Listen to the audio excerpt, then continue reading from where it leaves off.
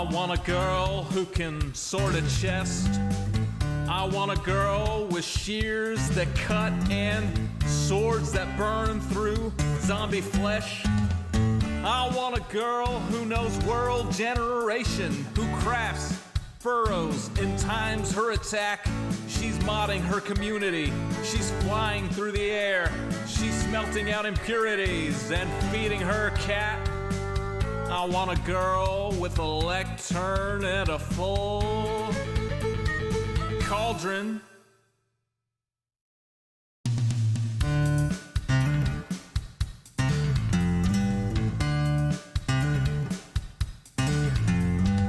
I want a girl who logs in early. I want a girl who plays till late. I want a girl with unobstructed creativity, who uses a tripwire to ruin your day. With shulker boxes organized and lustrous, in a tone that will torch you like desert grass. Who crafts furrows and times her attack. She's smelting out impurities and feeding her cat. I want a girl with a lectern and a full cauldron.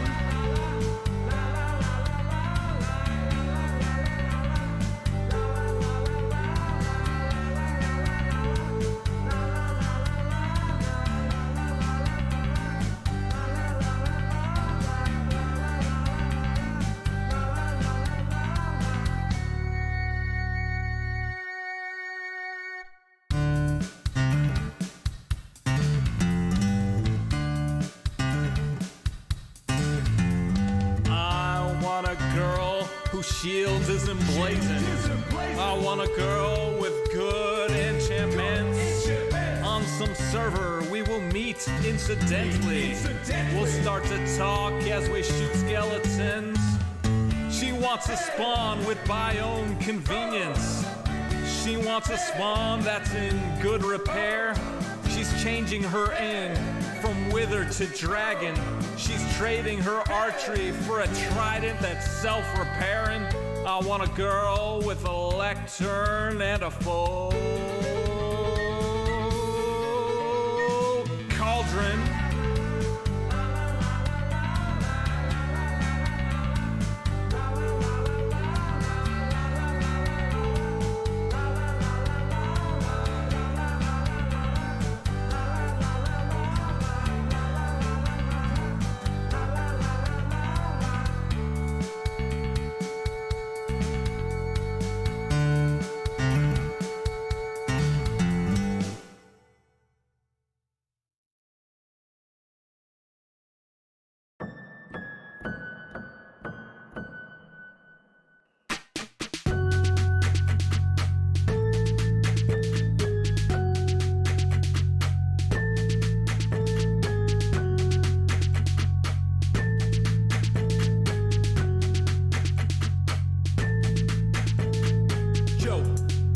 Screen, placing blocks per hand, it's the hills extreme. Have you ever seen a yo's expand?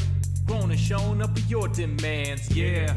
Everybody subscribe, Sean Hills is here to promote his bro live. Placing blocks all over the place, all powered by a vegan with jump boost and haste. Brother, I'll watch him let's play and excavate with Joe, all the views I'll say it. Binge watch, Hermitcraft, binge watch, Hermitcraft, binge watch, Hermitcraft. Joe.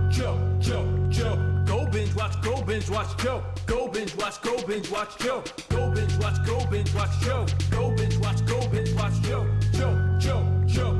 Stream it, fill in your gaps, check live feeds and load up Hermitcraft. Watch it on any side screen, back it up to clone redstone machines just building. With dry concrete powder, wetting it down for a much smoother towel. Cause on this tube there's only one server, the whitelist is closed so don't inquire further. Neighboring players compete on their stores. Hermitcrafters you love with improv rapport, you just binge watch, Hermitcraft, binge watch, Hermitcraft, binge watch, Hermitcraft. Joe. Go binge watch, Joe. Go binge watch, Joe. Go binge watch, Joe. Go binge watch, Joe.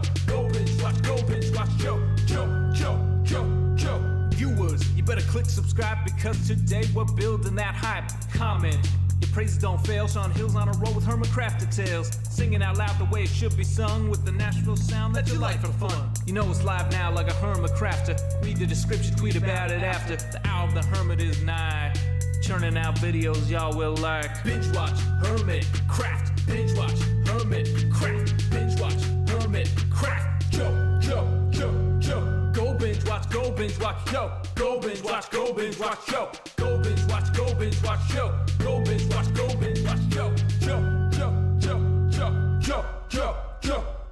Binge watch Hermitcraft. Binge watch Hermitcraft. Binge watch Hermitcraft. Yo. Go binge watch, yo. Go binge watch, yo. Go binge watch, yo. Go binge watch, yo.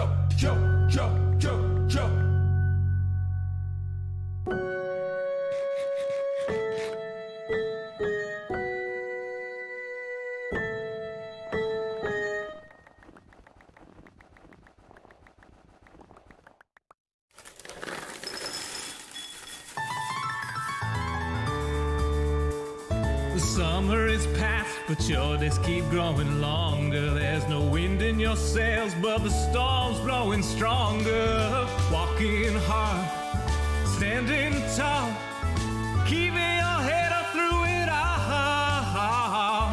Fighting fires, spinning plates. Goodness, how did it get so late? Lay your head down and dream. Lay your head down and lay your head down and dream. Lay your head down and just let your mind flow downstream.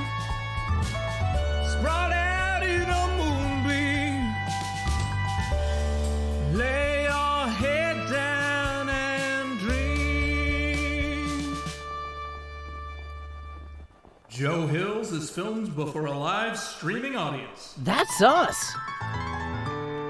Howdy, y'all. Joe Hills here, recording as I always do in Nashville, Tennessee, and tonight I am playing on the Hermitcraft server, a whitelist vanilla Minecraft server to which I do not control the invites.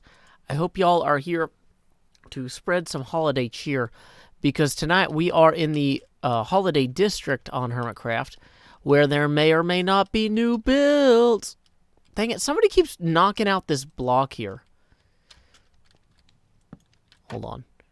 It's probably whoever made that, but there might also be more. What would be around the bend there? Oh no. Not too much. Okay, it's literally just this. The only new thing is this, and that's not done. So, okay, core concept. We do have some additional snow. I've been filling my inventory with all these snow blocks on camera, off camera. Yeah, the shovel's called Subscribe to Zombie Cleo because it's a gift from Zombie Cleo, who thinks everyone should do that. Oh yeah, let me ban that person on YouTube who's spamming. I am my own moderator this evening. Oh my goodness, y'all. I spent so much time today. So much time today on planning upcoming events. Y'all don't even know. Let me go ahead and post the upcoming event schedule. Like, y'all have not seen this yet if you are not in my Patreon Discord. But let me, okay. So this has, like, maybe half to 2/3 of... So, winter break event schedule. Here we go. This is a Google Doc because I haven't made the formal schedule yet. Fire Gaming, don't yell in all caps. That's a timeout, especially if you do it twice. This spreadsheet shows basically December 18th through January 4th. And you'll see on Saturday the 19th, we've got another build contest with Manta Derail. All my $10 a month and above Patreon patrons can compete in that. And let me just go ahead and post that Patreon link if people want to have that. So if you want to be a $10 a month patron and compete in that build contest, that is happening on Saturday, December 19th. Sunday, December 20th, the Badly Drawn Hermits Draw Along. Aviva Kitty is going to be joining us for that. We have a Discord-only event, Exquisite Archery, which is a Minecraft minigame Yurgi is going to be running. We have on December 23rd, we're going to be live streaming a Christmas special, my brother Sean and I. We are working on some very special ideas for that. I don't want to spoil anything, but we have some fun stuff I'm very excited about sharing with y'all. That'll be 3 p.m. Central Time, Wednesday, December 23rd. Now, you'll notice almost every night, except for Tuesdays, we still have the normal Hermitcraft 7 live stream from 9 to 11 p.m. because y'all are really cool and you have gotten me this far with your support. The support I get during these streams is a huge part of what makes me able to do this YouTube thing full time. So I'm going to want to, reward y'all by continuing to show up. So we'll keep doing the Hermitcraft streams at the normal time, but we'll do the bonus streams late enough that the Pacific Coast people are awake, but early enough that the Euro crowd is still awake too. So you'll notice a lot of our special events are around noon or mid-afternoon Central Time. Let's see. December 24th, I've got an It's a Wonderful Life watch party with my Discord and a build contest that Sammy's hosting on December 26th, also Discord only. December 27th and December 25th, there's nothing announced yet. I'm still working, like I said, on filling out this schedule.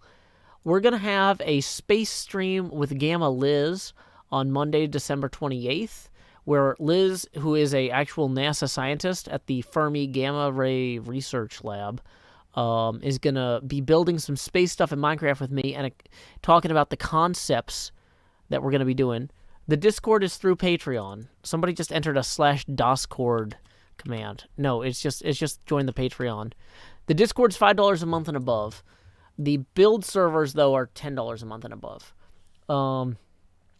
So anyway, Monday, December 28th, I'm going to be doing an extra stream at 1 p.m. Central Time with Gamma Liz from the Fermi Gamma Ray Lab at NASA. Let's see, Tuesday, December 29th, I'm going to be doing some more work on my Ravenloft Castle build, or Castle Ravenloft build, with Postability joining me from the Draw for Charity group. He's been here on the stream before, hanging out. I've known him for years from PAX. He's a great guy. Looking forward to that. So that's going to be a bonus stream Tuesday, December 29th, normally my day off. But you know what? Since it's the winter break, I'm going to have some free time. My daughter should be with the other side of the family then, so that gives me some extra energy to devote to y'all. Wednesday, December 30th, I'm going to be broadcasting a Ravenloft 5e game with some of my Patreon patrons as the players. I'm going to be dungeon mastering it. It is a modified version of Ravenloft that I came up with to make it a little bit shorter. The idea is that the players are part of a band that has been hired by Madame Ava for Strahd's birthday party. And their goal is, before Strahd's birthday dinner, when a bunch of other guests are supposed to arrive, they have to hide 3 artifacts as part of a scavenger hunt throughout the castle. If you've ever played Ravenloft and wondered, like, hey, these 3 things that we have to find that are randomized, how did they get there? They got there because of the folks that are going to be playing in this game Wednesday, December 30th at 1 p.m. That's going to be streamed. And then, like I said, normal Hermitcraft stream later that night, 9 p.m. Central. And then December 31st, we got some New Year's Eve stuff I can't announce yet in detail. But I'm definitely going to be broadcasting during the American time zone New Year's and possibly during some of the European ones. We're trying to hash that out now. But then we roll over here. If you guys are not following this link, I'm going to post the schedule link again because I know we just started the stream and some people are still coming in. Going to post the schedule link again for the winter break stuff. Okay. Wolf Dragon says, wish I could attend the building competition, but I don't have money to do the Patreon thing. Hey, you can still watch. We're going to have Manta DeRay performing live music while the builders build. So, and we're going to be streaming that. So that's exciting. But once again, that Manta de Ray thing was on Saturday, December 19th. Now, moving forward to Saturday, January 2nd, though, we are going to have Michaela Abel, one of the co-authors of Frost of the Rhyme Maiden, one of the latest D&D books, is going to be joining me. Michaela is an illustrator as well as a game designer and dungeon master, and Michaela is going to be leading a workshop on D&D character creation and drawing your characters. So that'll be really fun. Michaela is one of the folks who works with me as part of that Draw for Charity event that we did a couple weeks ago, and we have another event coming up in May. So, yeah, this should be quite the winter break. I hope y'all are excited about that. So many people are going to be stuck at home that I wanted to make sure that nobody felt super isolated. That's why we're doing extra streams for the whole community, and myself and the moderator team are doing extra stuff for the Discord community. Discord, once again, is accessible through Patreon. So here is the Patreon once more. I'm normally not, like, banging the drum trying to sell you the Patreon, but I do want you to know, like, if you are stuck at home and you're like, you know, what's the best $5 or $10 that I could spend to make my Christmas and New Year's better because I'm feeling kind of isolated right now? I have tried to create that for you. I cannot do it for free because I am paying these moderators. I am paying people to run games. I am paying people to do special events. So I'm doing the best I can with the resources I have. But yeah, I hope that... like, honestly, I know a lot of young people don't have the money for Patreon and Discord, but, like, if you're a young person, you're already living with your family right now, so you're not, like, literally alone in your apartment for Christmas and New Year's this year. I am. I don't want to do that, and so I'm trying to make that better for the other adults who are in the same situation. And so I hope y'all consider checking out patreon.com/JoeHills. Once again, $5 will get you into everything that is not a... Minecraft server related thing. $10 a month will get you onto the Minecraft servers for the build contests too. So anyway, oh no, B-Dubs went to sleep. Dang it. Okay, so that is where we were. Mary Brown says, how was your dinner? Oh, the charity dinner last night was really fun. I hung out with a bunch of friends in voice chat during the auction. I didn't have money to bid on anything, but I still had fun supporting Child's Play and hanging out with the folks. So that was good. NJ was there, Badger Spanner, Rex, who some of you guys might remember from my Death House game, was there. Gamma Liz, one of the people, once again, Gamma Liz is going to be doing the space thing on Monday, December 28th at 1 p.m. Central Time, was there. Yeah, so it was good. It felt like the first real night off I've had in a while. Because I actually like dressed up in a suit and tie, and I got some charcuterie, and it was just an actual relaxing evening, and it was nice. Minecraft Kato says, is my Patreon calendar months or 30 days from when you donate? So it bills you the first of every month, but you can get in on December now. There's nothing stopping you from signing up for December right now. But it's the same price. It doesn't prorate it. I mean, honestly, most of the cool stuff I'm doing in December on the Patreon Discord doesn't start until Friday, December 18th. So even if you're like, oh no, I missed 11 days of Discord participation so far, I don't know if this is worth the whole $5 or $10. It's like, well... the coolest stuff, the stuff that costs me money, the stuff where I'm paying people to come in and do events, that's all starting on the 18th. So you haven't missed that yet. So I would recommend, if you're on the fence about it, join in December. Don't wait until January. Okay. So, yeah, I spent like all day working on this schedule and getting things announced. And it's been a lot, y'all. And I am so excited. I have at least 8, but possibly like 12 things that aren't even on this schedule yet. So, yeah. There's quite a lot I still need to add.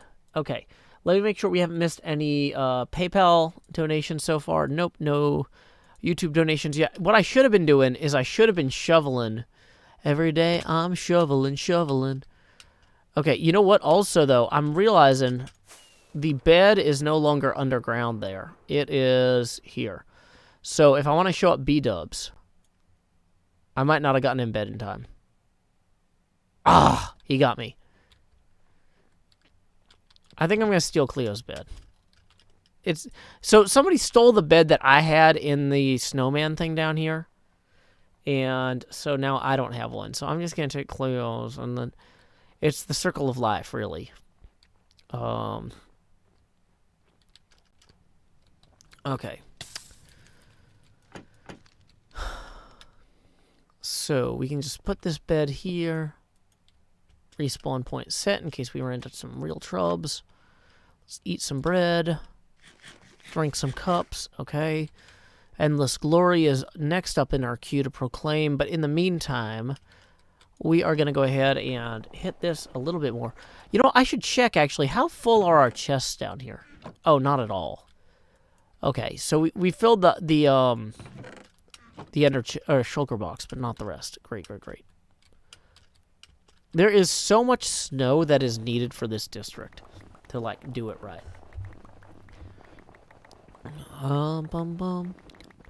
Is B-Dubs winning? He's got me 2 for 2 on the bed races tonight. Metal89 says, hey, Joe, how's it going? First time actually catching a stream of yours. It is going well. I have gotten so much done today in terms of, like, organizing and announcing events for the upcoming winter break. I am legitimately proud of myself and how much we got done. And I am so excited because, like, with this mod team, I brought on some folks who I didn't just hire them because, like, oh, these are people who would be good at yelling at people who break rules. I hired them because they're, like, people who are good at, like, running games and organizing events, and it makes me so happy seeing we have a few unannounced things I can't talk about yet, but Brosophine and Toxic Glitter are both going to be running D&D games. We've got Yurgi running a Minecraft minigame. Yurgi does a ton of cool command block and like other weird Minecraft like development stuff. So I'm super excited about Yurgi's game, the Exquisite Archery one. Let's see, who else? Oh, Sammy is doing a really cool concept for a build contest where, like, people have, like, randomized things that they have to build, but then other people have to guess what they were supposed to build. I think that should be really fun. Let's see. Mr. Hardluck Tips 5, who says, so I'm working on this invention of mine, an air freshener that's physically activated. It makes sense when you think about it. Oh, psychically activated. Okay, I got it now. Thank you, Mr. Hardluck. That puts us 15 away from the next face camera expansion. I misread that. That's on me. I do have free rockets for the end of this, for the rest of the season, thanks to Tango. So yeah, that's why we were doing those. I was day 8. Firebird says, "Is this for the hermits over winter break?" I have some stuff that I can't announce yet that's hermit related too. I can talk about the stuff with my guests and the other things, but there are some other things that are in the hopper. I'm waiting to hear back from some folks about Hermitcraft related stuff. But I did let the hermits know, hey, since I'm stuck at home on New Year's Eve during my normal stream time, I'm thinking about streaming. Does anyone want to do like some mini games or do some sort of hangout? And I don't know yet how many bites we're going to get on that. Some of the Euro folks might want to do something for Euro New Year's Eve on the server, so I might be involved in that. We're sorting a lot of this stuff out, but you know, this is going to be a very different Christmas and New Year's for a lot of people, and we want to make sure, like, you know, obviously some of us have families, and, you know, you can't just blow off your family on Christmas or New Year's, but, like, in my case, like, where my daughter would be spending time with the other side of the family, it makes sense for me to, you know, spend time with y'all, because, like, on a normal year, I would do New Year's with my friends. We do, like, a big New Year's party every year, and people fly in or travel from all over the country. There's, like, 20 or 25 people that show up every year. Not this year. It's not safe. We're just not going to do it. We know better. And it makes me so sad. that this is the first New Year's in so long that we can't all have that opportunity. I was trying to use my announcer voice to say this makes me so sad, but I'm actually like trying not to cry now. But like, yeah, like legitimately, this is a hard year for so many people, and so that's why, you know, I'm trying my best to make sure that my viewers have extra streams to watch, bonus streams during the day, normal streams at night, and that we have some things for the Discord folks as well. We're gonna do the best we can with what we have, and what we have right now this year is worse than almost every year ever, but that doesn't mean we can't do our best, you know? So, yeah. Okay. Let's go ahead, and we are still just harvesting snow. There's so much snow that is needed for this area. Sorry about that, guys. Like, that's the thing, though, is the streams are always kind of grindy, but they're usually not this grindy. This is like the grindiest series of streams we have done in a long time, and I appreciate y'all's patience with me on that. What kind of Minecraft do I play? I play vanilla SMP. I'm on the Hermitcraft server, along with, looks like BWO, Tango, and Asuma are online right now. Although Asuma is probably asleep because it's the middle of the night. That's not even like Billy Joel. I should have gone with like, it's the middle of the night. I go walking in my sleep. AFK farming on a server that's neat. Oh, I'm getting some text now that say, NVM, I'm dumb. How do you get people to play Among Us with you, is what I'm being asked. Wait, which part of that was confusing? Hold on, I need both thumbs for this. I just show up at other people's Among Us games. Like, yeah, I showed up at NJ's Among Us game earlier. Hey, Joseph Seguin, thank you for the 2. Who says, hey, Joe, I'm a super fan, and it is 8:32 in Canada. Well, welcome to everyone watching from Canada. That puts us 13 away from our first face camera expansion. Okay. Hey, welcome, Luna in Japan, reading with a party of 3. You know, if it was ready to eat, or time to eat, you know, I'd yell like itadakimasu, but it's not. We're just hanging out. Watashi wa hilsu desu. I was gonna normally my Japanese monologue proceeds into like salaryman desu, but I've actually quit my day job. I'm no longer a salaryman. I actually make YouTube videos full time. Yeah, don't yell in all caps. Person yelling in all caps, that's a timeout.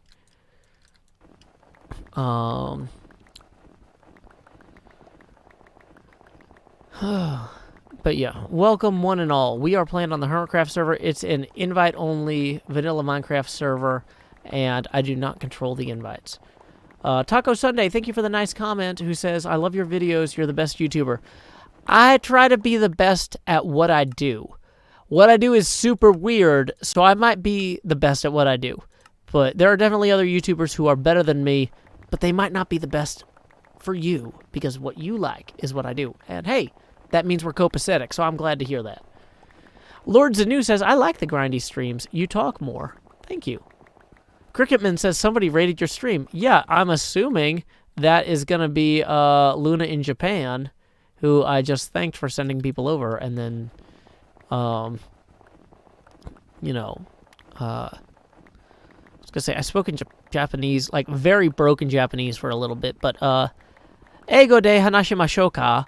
Hey, NJ Coffee Junkie rating with a party of 10. Welcome, NJ. I had so much fun playing in your Among Us game earlier. Thank you for having me.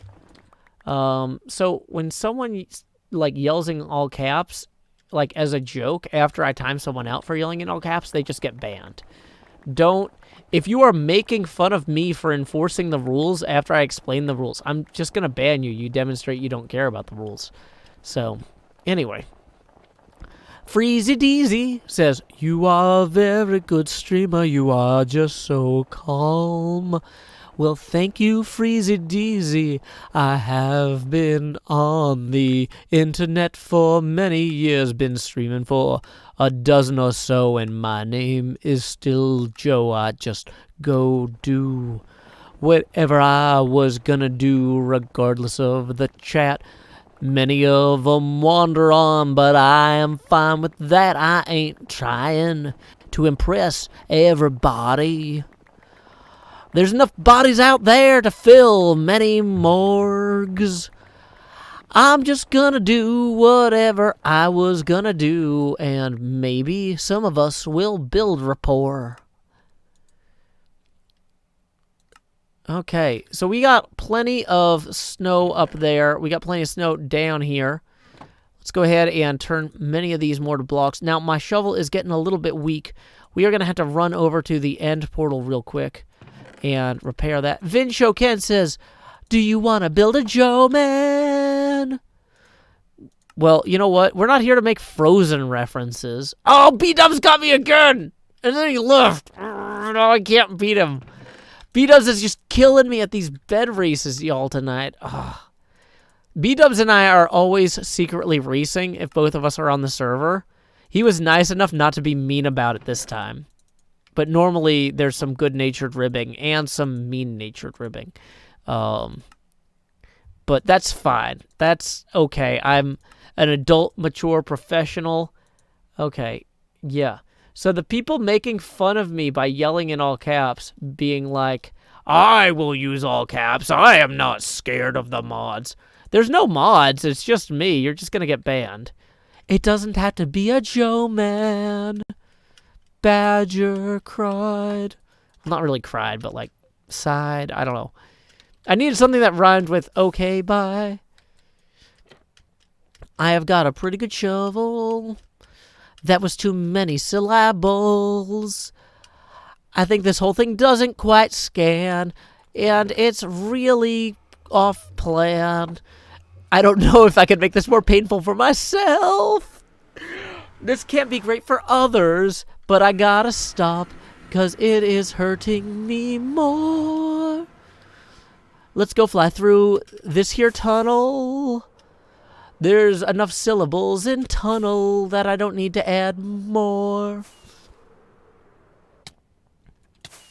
Whoa! That was a bad plan. I was too busy doing my poor Frozen song. Are we still setting up stream? Does it look like I have all the materials I need for... I've got an empty inventory, Scout 76A. There's no way that we're ready to do the stream. We're still setting up. If we were set up, we would have, like, an elytra or a helmet or literally any other objects. Any other objects would be in our hands. I hope a piglin doesn't spawn and have some gold demands, 'cause he's gonna slam a sword into me again and again. And I'll be like, why didn't I bring gold, my friends? I knew it was a burden that I must bear. And yet, somehow, I didn't care. I ran into the nether with my skin completely bare, and the gold lacking pigman decided, oh, there is where we'll lay our swords to rest today. They'll pierce that gentleman's skin, yes. Oh, we will be so fierce. He will fear our mighty blades, and he will feel them anyways. It is a Joe Hills shishka bobbin on the server known as Hermitcraft 7. Okay, I'm thinking some of my stuff probably went through this portal. Let's check around, though, before we do that, because anything that went through the portal should have been unloaded. Was this my inventory? This might be my inventory. This is plausible. This might have actually just been my entire inventory. Let's go through that portal anyway. Yeah, I'm freestyling. I didn't write this song in advance. I didn't know I was gonna die like that. People are saying that seems about right, but let's go check. Let's just go walk through. We will walk through the portal and check for missing things. We will walk through... I had 2 snowballs. Well, one of them's gone forever. Wait, where's our green pane? Get that in slot 7 so we can be chroma keyed. We are, by the way, $13 away from our first face camera expansion. Okay. Welcome, Haley. We are just hanging out. We are on our way to the Ender Portal so that we can repair our shovel, which has taken some damage. Okay. Yeah, Corellis' base is super cool.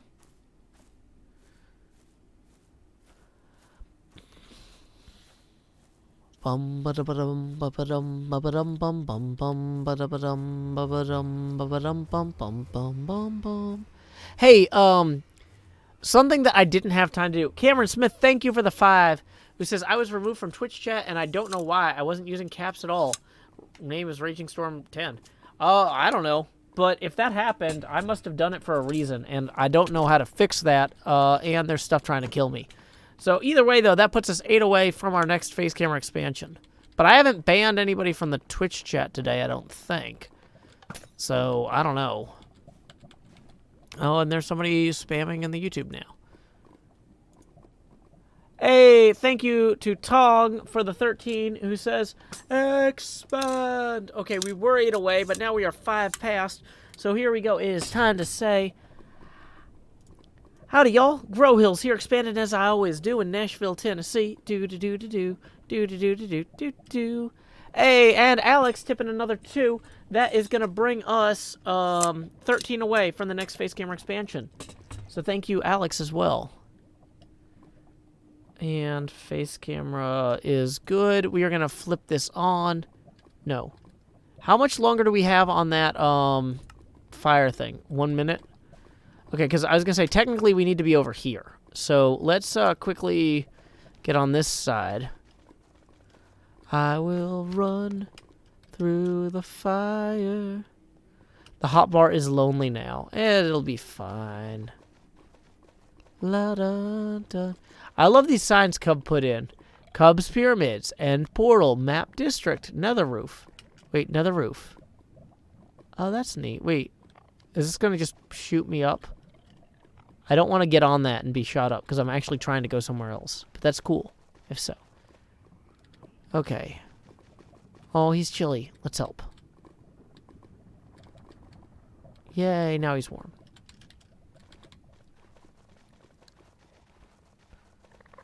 And in we go.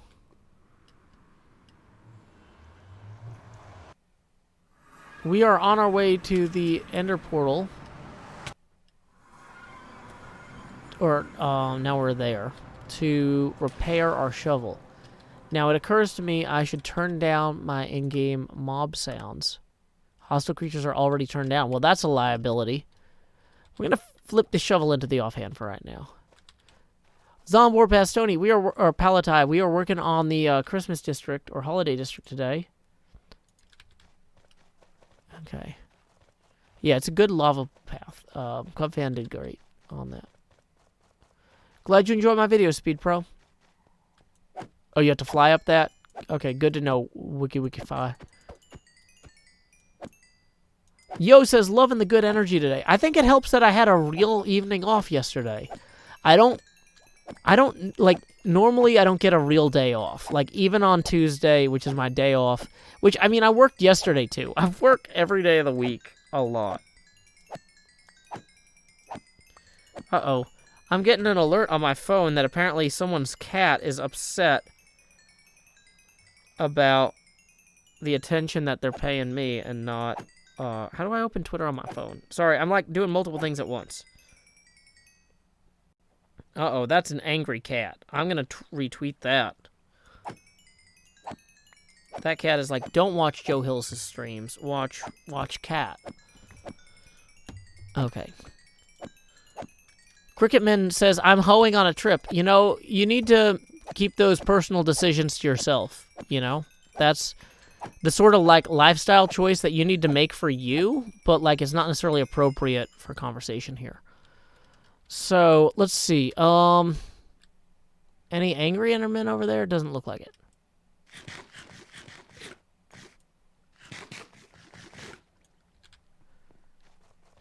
Cotton Candy Girl says Happy Hanukkah. Well, Happy Hanukkah to everyone who celebrates it. Jevin made this Enderman farm, so I have no idea how long it took. It took me 0 time. I have never built an Enderman farm, except for the stone roof kind. Okay.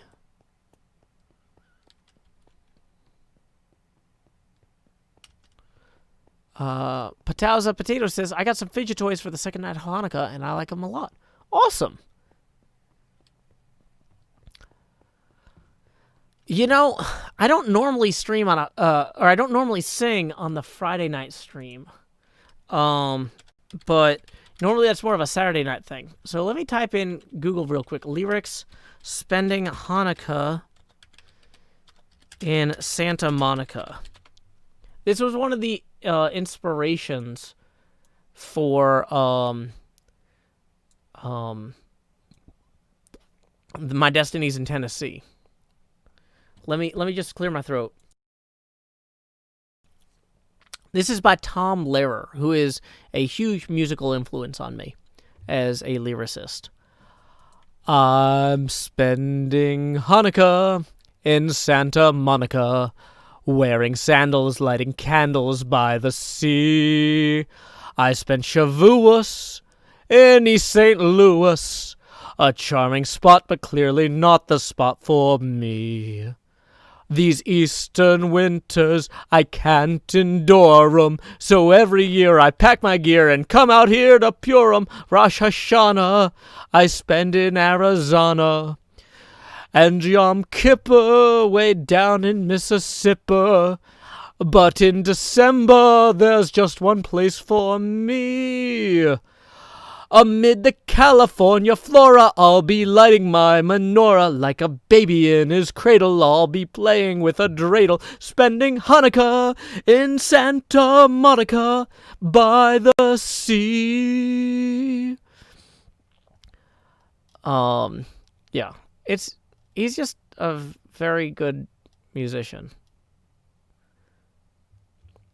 Anyway, big fan of Tom Lehrer. Tom Lehrer is a musician who worked on the Manhattan Project and was a Harvard mathematician. Okay, so hold on. We're gonna, once I get out this stupid door, we're gonna go climb on top of Santa's sleigh and talk about Tom Lehrer for a second. Yeah, Tom Lehrer is legitimately Jewish.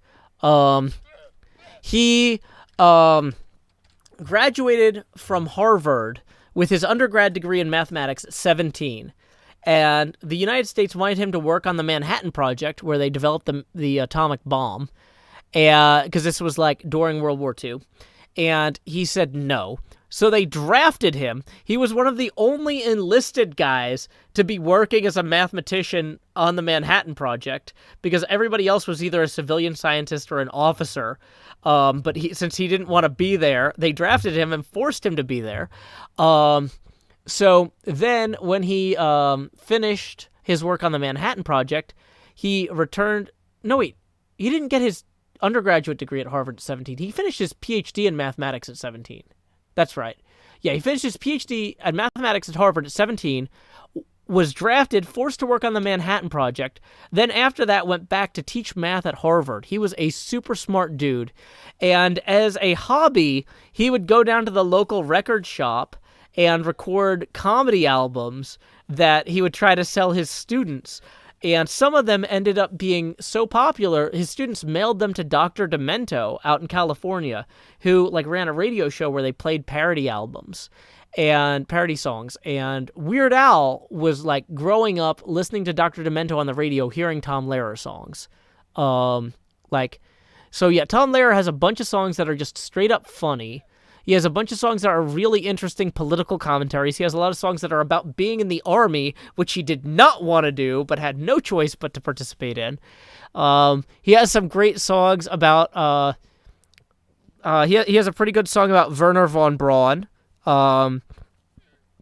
He's got a great song about whether or not Germany should be allowed to have nuclear weapons. Which he had some strong feelings about. But yeah, anyway, Tom Lehrer was a super talented guy. Most of these songs are not family friendly. Yeah, the Werner von Braun song is like super good.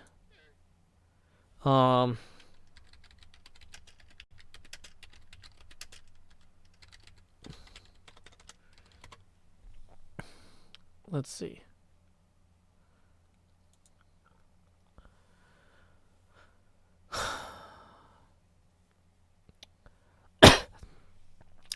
Yeah, like I'm not gonna do all the lyrics to the Werner von Braun song, but don't say that he's hypocritical. Say rather that he's apolitical. Once the rockets car up, who cares where they come down? That's not my department, says Werner von Braun. Yeah, it's a very stinging critique of Werner von Braun. Tom Lehrer is legitimately incredibly awesome. Huge inspiration to me. So, in terms of where we are, $13 away from the second face camera expansion. We fixed our shovel. Let's maybe make use of that some. This can go back over here. Chef Nutmeg says Tom Lehrer is awesome. I'm 60% sure he was at Harvard with my granddad. Yeah, that sounds awesome. Like, yeah, I have nothing but respect for Tom Lehrer. He was not too interested in impressing anybody. He was just trying to make the best stuff he could, and he did a good job of it.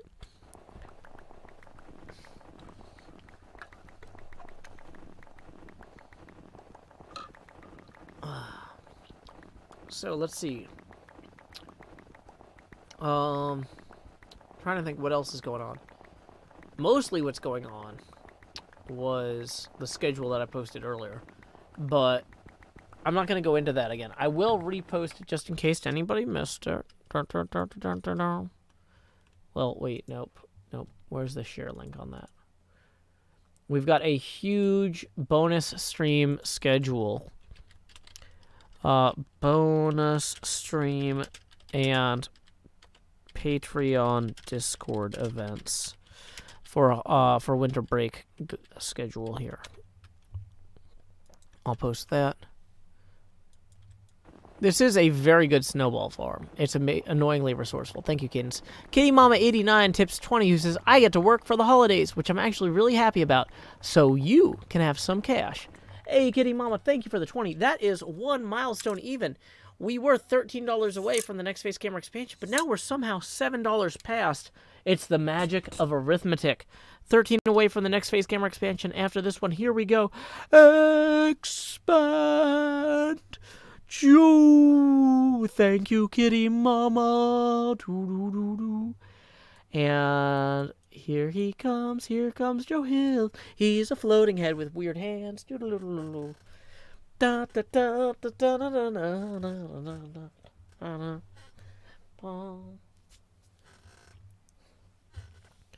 Okay. Unbeknownst to Speed, the mysterious Racer X was actually his long-lost brother, Rex. Okay. So. Anyway, thank you again to Kitty Mama. I lost my train of thought. I did copy and paste the bonus stream schedule for both of y'all. Yes, excellent. Good. Next problem.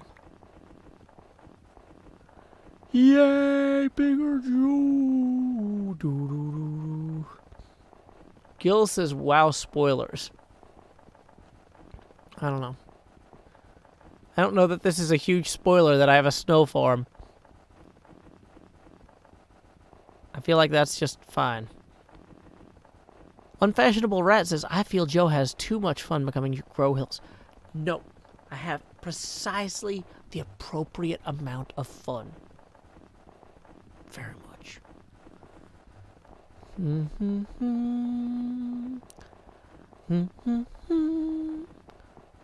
When's the next episode? Well, I'm still working on that. That is a known problem. because the next episode is partially about the Christmas district here, or holiday district, and I'm still in process. Like, I'm realizing normally a time lapse that takes this amount of time would look really good on camera, but it doesn't because the snow I'm replacing looks a lot like the snow I'm replacing it with. So I've been kind of holding out hope that something would just happen on the server for me to do. But at the same time, I also legitimately do need to light this up. So maybe we'll get some stuff done with this. The snow here is for allowing us to light all this up. Right now, dang it, this is the worst door. Which is why one of the other hermits keeps destroying it. Okay, B-double-O is on. Nope, we can't lose this one too. I'm going to have that in my head forever, though. Not forever, but like for at least another hour. I spent Shavuos. How I've been to the Advent calendar. Yeah, we did record that in a previous episode, or a previous session for the next episode.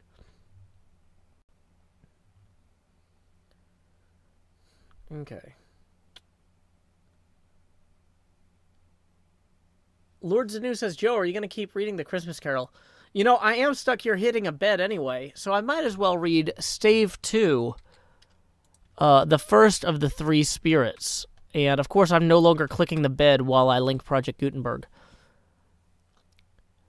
When Scrooge awoke, it was so dark that, looking out of the bed, he could scarcely distinguish the transparent window from the opaque walls of his chamber. He was endeavoring to pierce the darkness with his ferret eyes when the chimes of a neighboring church struck the 4 quarters. So he listened for the hour. To his great astonishment, the heavy bell went on from 6 to 7, and from 7 to 8, and regularly up to 12, then stopped. 12! It was past 2 when he went to bed. The clock was wrong. An icicle must have gotten into the works. 12! He touched the spring of his repeater to correct this most preposterous clock. Its rapid little pulse beat 12 and stopped. Why, it isn't... Oh, sorry. I should have switched to Scrooge's voice here. This is dialogue. Also, wait, what is a repeater? Is that like somebody's like a wristwatch that just tells you how many hours it's been? I've never heard of this technology before. The pulsing. Does anybody know what that pulsing thing is? Anyway, we're about to do some actual speech by Scrooge, so I need to do my Scrooge voice. Gotta warm up. Why, it isn't possible, said Scrooge, that I can have slept through a whole day and far into another night. It isn't possible that anything has happened to the sun, and this is 12 at noon. The idea being an alarming one, he scrambled out of bed and groped his way to the window. He was obliged to rub the frost off with the sleeve of his dressing gown before he could see anything, and could see very little then. All he could make out was that it was still very foggy and extremely cold, and that there was no noise of people running to and fro, and making a great stir, as there unquestionably would have been if night had beaten off bright day to take possession of the world. This was a great relief, because 3 days after sight of this first of exchange pay to Mr.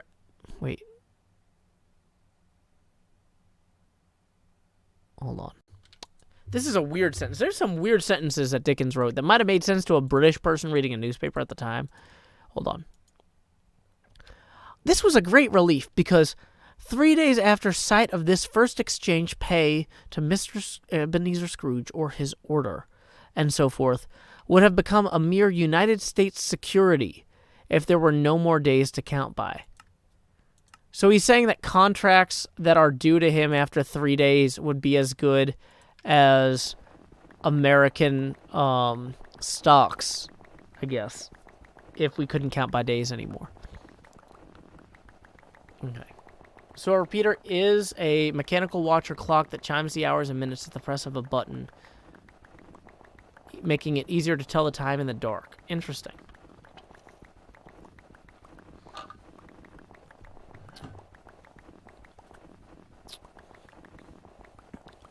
Oh, did I forget to change the title of the stream? Sorry. Cotton Candy Girl says, your voice is so relaxing, I would pay for you to read. That is an option people have here. It doesn't have to be you, but we do have the PayPal and the YouTube tips. So, anyway. Scrooge went to bed again, and thought and thought, and thought it over and over and over, and could make nothing of it. The more he thought, the more perplexed he was, and the more he endeavored not to think, the more he thought. Marley's ghost bothered him exceedingly. Every time he resolved within himself, after mature inquiry, that it was all a dream, his mind flew back again, like a strong spring released, to its first position, and presented the same problem to be worked all through.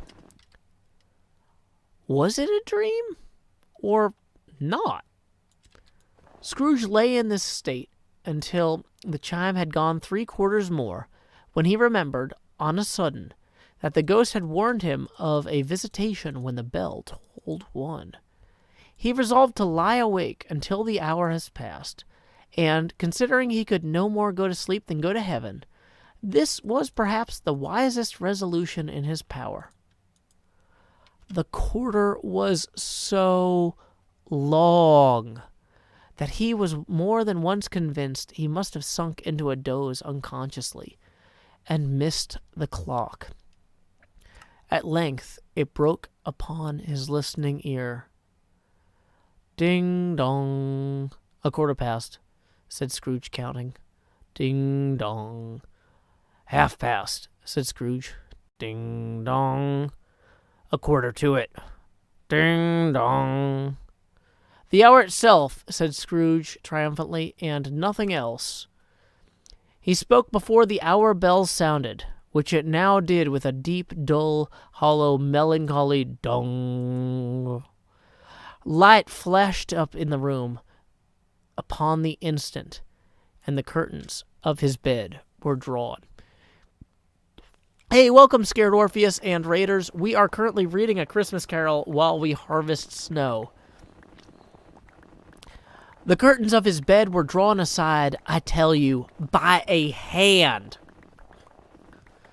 Not the curtains at his feet, not the curtains at his back, but those to which his face was addressed. The curtains of his bed were drawn aside, and Scrooge, starting up into a half-recumbent attitude, found himself face to face with the unearthly visitor who drew them, as close to it as I now am to you. And I am standing in the spirit at your elbow. It was a strange figure, like a child, yet not so like a child as like an old man, viewed through some supernatural medium which gave him the appearance of having receded from the view and being diminished to like a child's proportions. Its hair, which hung about its neck and down its back, was white, as if with age. And yet the face had not a wrinkle in it, and the tenderest bloom was on the skin. The arms were very long and muscular, the hands the same, as if its hold were of uncommon strength. Its legs and feet, most delicately formed, were, like those upper members, bare. It wore a tunic of the purest white, and round its waist was bound a lustrous belt, the sheen of which was beautiful. It held a branch of fresh green holly in its hand, and, in singular contradiction of that wintry emblem, had its dress trimmed with summer flowers. But the strangest thing about it was that from the crown of its head there sprung a bright, clear, jet of light by which all this was visible.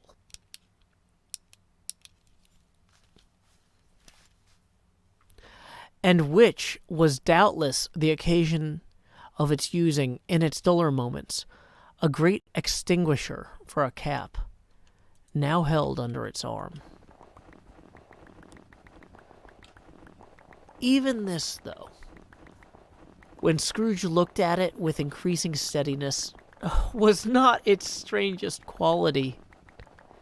For as its belt sparkled and glittered now in one part, and now in another, and what was light one instant, at another time was dark. Hold on, I got a thing for this. That's not it.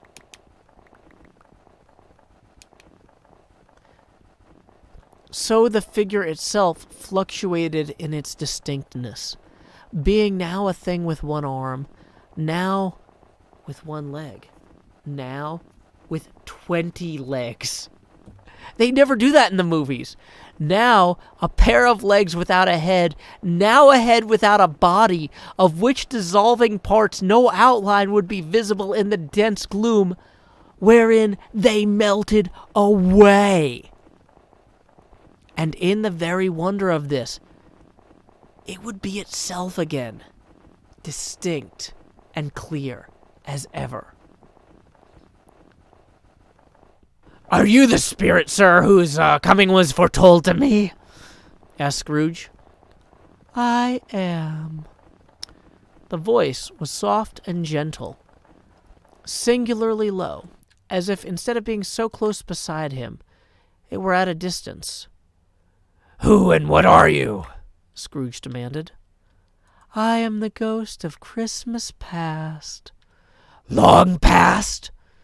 inquired Scrooge, observant of its dwarfish stature. "No, your past."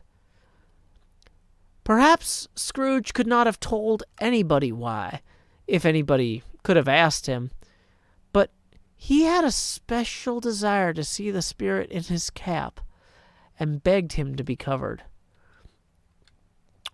"What?" exclaimed the ghost. "Would you so soon put out with worldly hands the light I give? Is it not enough that you are one of those whose passions made this cap? And B-Dub's got me again!" It's fine. It's fine. I'm gonna just...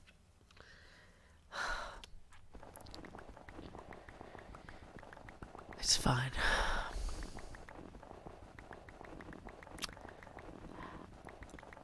Is it not enough that you are one of those whose passions made this cap, and forced me through whole trains of years to wear it low upon my brow? Scrooge reverently disclaimed all intention to offend or any knowledge of having willfully bonneted the spirit at any period of his life. He then made bold to inquire what business brought him there. "Your welfare." Scrooge expressed himself much obliged, but could not help thinking that a night of unbroken rest would have been more conducive to that end. The spirit must have heard him thinking, for it replied immediately, "Your reclamation, then. Take heed." It put out its strong hand as it spoke, and clasped him gently by the arm. "Rise, and walk with me." It would have been in vain for Scrooge to plead that the weather and the hour were not adapted to pedestrian purposes, that bed was warm, and that the thermometer was a long way below freezing, that he was clad but lightly in his slippers, dressing gown, and nightcap, and that he had a cold upon him at that time. The grasp, though gentle as a woman's hand, was not to be resisted. He rose, but finding that the spirit made toward the window, clasped his robe in supplication. "I am a mortal," Scrooge remonstrated, "and liable to fall." "Bear but a touch of my hand," There, said the spirit, laying it upon his heart, and you shall be upheld in more than this. As the words were spoken, they passed through the wall and stood upon an open country road with fields on either hand. The city had entirely vanished. Not a vestige of it was to be seen. The darkness and the mist had vanished with it, for it was a clear, cold winter day with snow upon the ground. "Good heavens!" said Scrooge, clasping his hands together as he looked about him. I was bred in this place. I was a boy here." The spirit gazed upon him mildly. Its gentle touch, though it had been light and instantaneous, appeared still present to the man's sense of feeling. He was conscious of 1,000 odors floating in the air, each one connected with 1,000 thoughts and hopes and joys and cares long, long forgotten. "Your lip is trembling," said the ghost. "And what is that upon your cheek?" Scrooge muttered, and with an unusual catching in his tone, that it was a pimple, begged the ghost to lead him where he would. You recollect the way?" inquired the spirit. "Remember it! I could walk it blindfold." "Strange to have forgotten it for so many years. Let us go on." They walked along the road, Scrooge recognizing every gate and post and tree, until a little market town appeared in the distance, with its bridge, its church, and its winding river. Some shaggy ponies now and then were seen trotting toward them, with boys upon their backs, who called to other boys in country gigs and carts driven by farmers. All these boys were in great spirits, and shouted to each other, until the broad fields were so full of merry music that the crisp air laughed to hear of it. "These are but the shadows of the things that have been. They have no consciousness of us." The jocund travelers came on, and as they came, Scrooge knew and named them every one. Why was he rejoiced beyond all bounds to see them? Why did his cold eyes glisten and his heart leap up as they went past?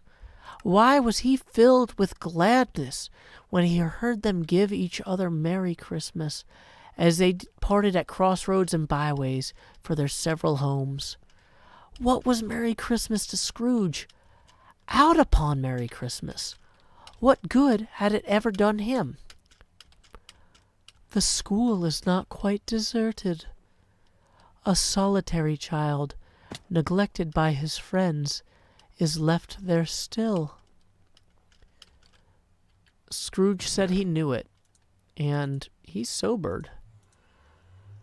They left the high road by a well-remembered lane, and soon approached the mansion of dull red brick, with a little weathercock-surmounted cupola on the roof, and a bell hanging from it.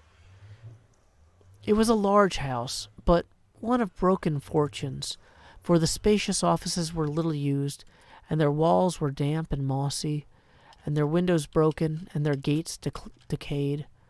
Fowls clucked in and strutted in the stables, and the coach-houses and sheds were overrun with grass. Nor was it more retentive of its ancient state within, for entering the dreary hall and glancing through open doors of many rooms, they found them poorly furnished, cold, and vast. There was an earthy savor in the air, a chilly bareness to the place, which associated itself somehow with too much getting up by candlelight, and not too much to eat. They went, the Ghost and Scrooge across the hall to a door at the back of the house. It opened before them and disclosed a long, bare, melancholy room, made barer still by lines of plain deal forms and desks. At one of these a lonely boy was reading near a feeble fire, and Scrooge sat down upon a form and wept to see his poor, forgotten self as he used to be. Not a latent echo in the house, not a squeak and scuffle from the mice beyond the paneling, not a drip from the half-thawed waterspout in the dull yard behind, not a sigh among the leafless boughs of one despondent poplar, not the idle swinging of an empty storehouse door, no, not a clicking in the fire, but fell upon the heart of Scrooge with a softened influence, and gave a freer passage to his tears. The spirit touched him on the arm, and pointed to his younger self, intent upon his reading. Suddenly, a man in foreign garments, wonderfully real and distinct to look at, stood outside the window, with an axe stuck in his belt, and leading by the bridle a donkey laden with wood. "Why, it's Ali Baba!" Scrooge exclaimed in ecstasy. Dang it, I need to do the Scrooge voice. "It's dear old honest Ali Baba. Yes, I know. One Christmas time, when yonder solitary child was left here all alone, he did come, for the first time, just like that. Poor boy. And Valentine, and his wild brother Orson, there they go. And what's his name, who was put down in his drawers asleep at the gates of Damascus. Don't you see him? And the Sultan's groom turned upside down by the genie. There he is upon his head. Serve him right. I'm glad of it. What business had he to be married the princess?" To hear Scrooge expending all the earnestness of his nature on such subjects, in a most extraordinary voice between laughing and crying, and to see his heightened and excited face, would have been a surprise to his business friends in the city indeed. "There's the parrot! Green body and yellow tail, with a thing like lettuce growing up out the top of his head. There he is! Poor Robin Crusoe, he called him, when he came home again after sullying round the island.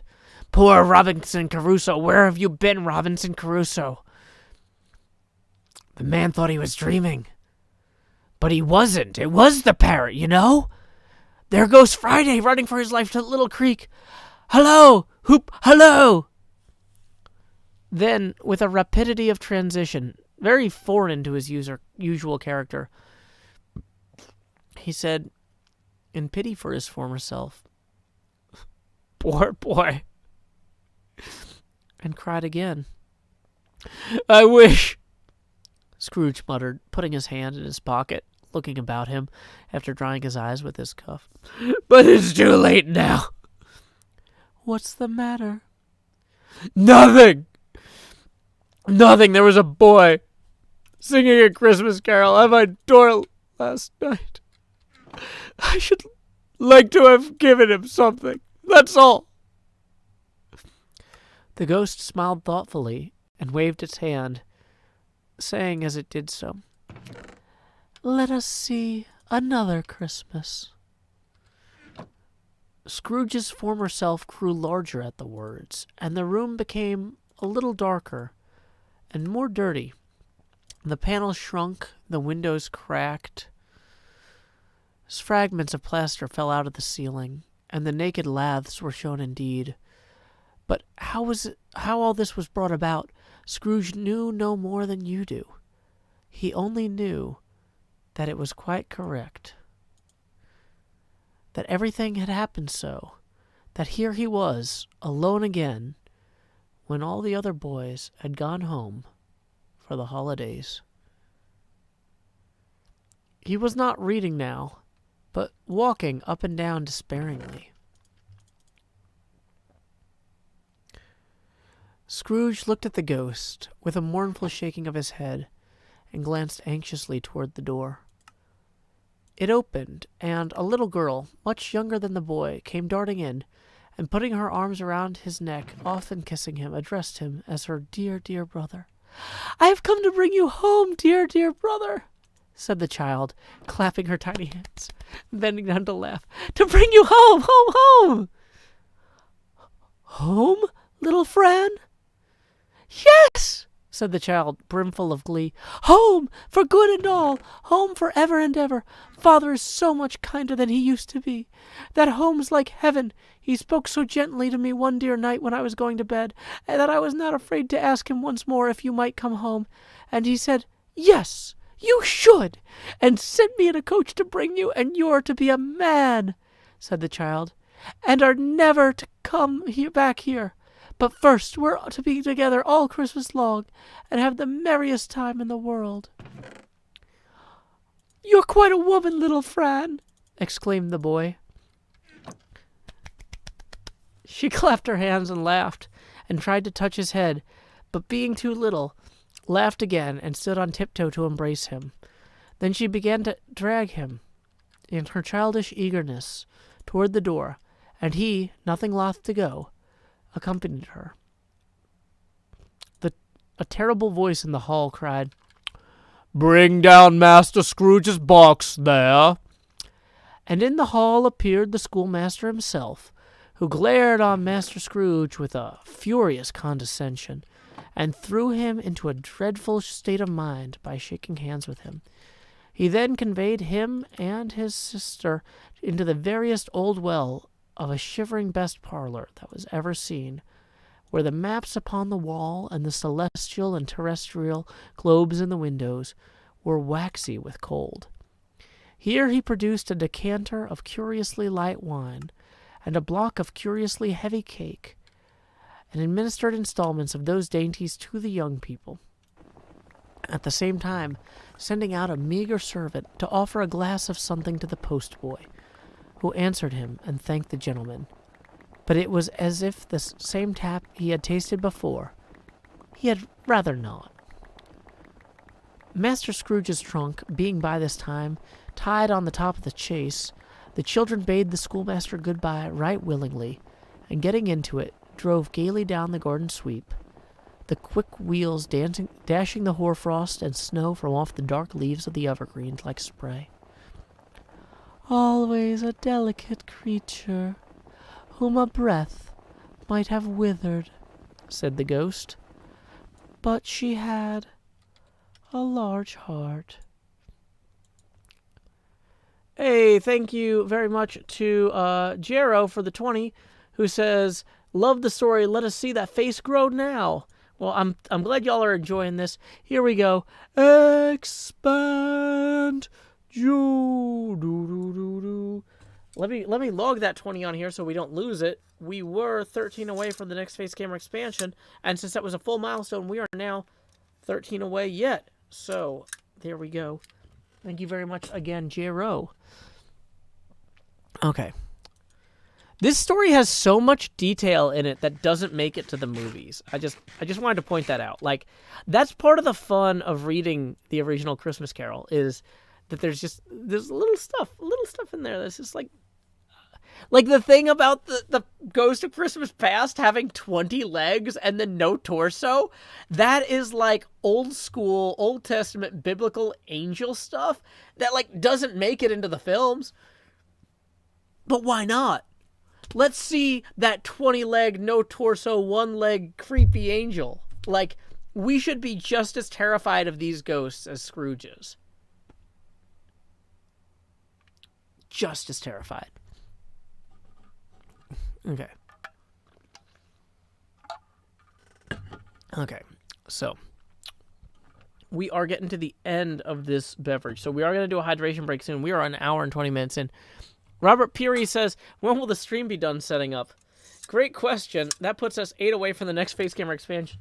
The thing is, while I'm still reading, I'm wary of removing that because I feel like people might be more amenable to indulge my ramblings.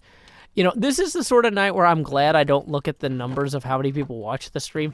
We could have lost 400 viewers, and I would have no idea because I'm having fun. Mr. Hardluck says, "We need Guillermo del Toro's A Christmas Carol." Thank you very much. That would be interesting. That puts us 3 away from the next face camera expansion. Appreciate it, Mr. Hardluck. Mr. Hardluck and Queen Dark Lady are actually 2 of the folks that are already committed to playing in that Ravenloft game. I am super excited about that.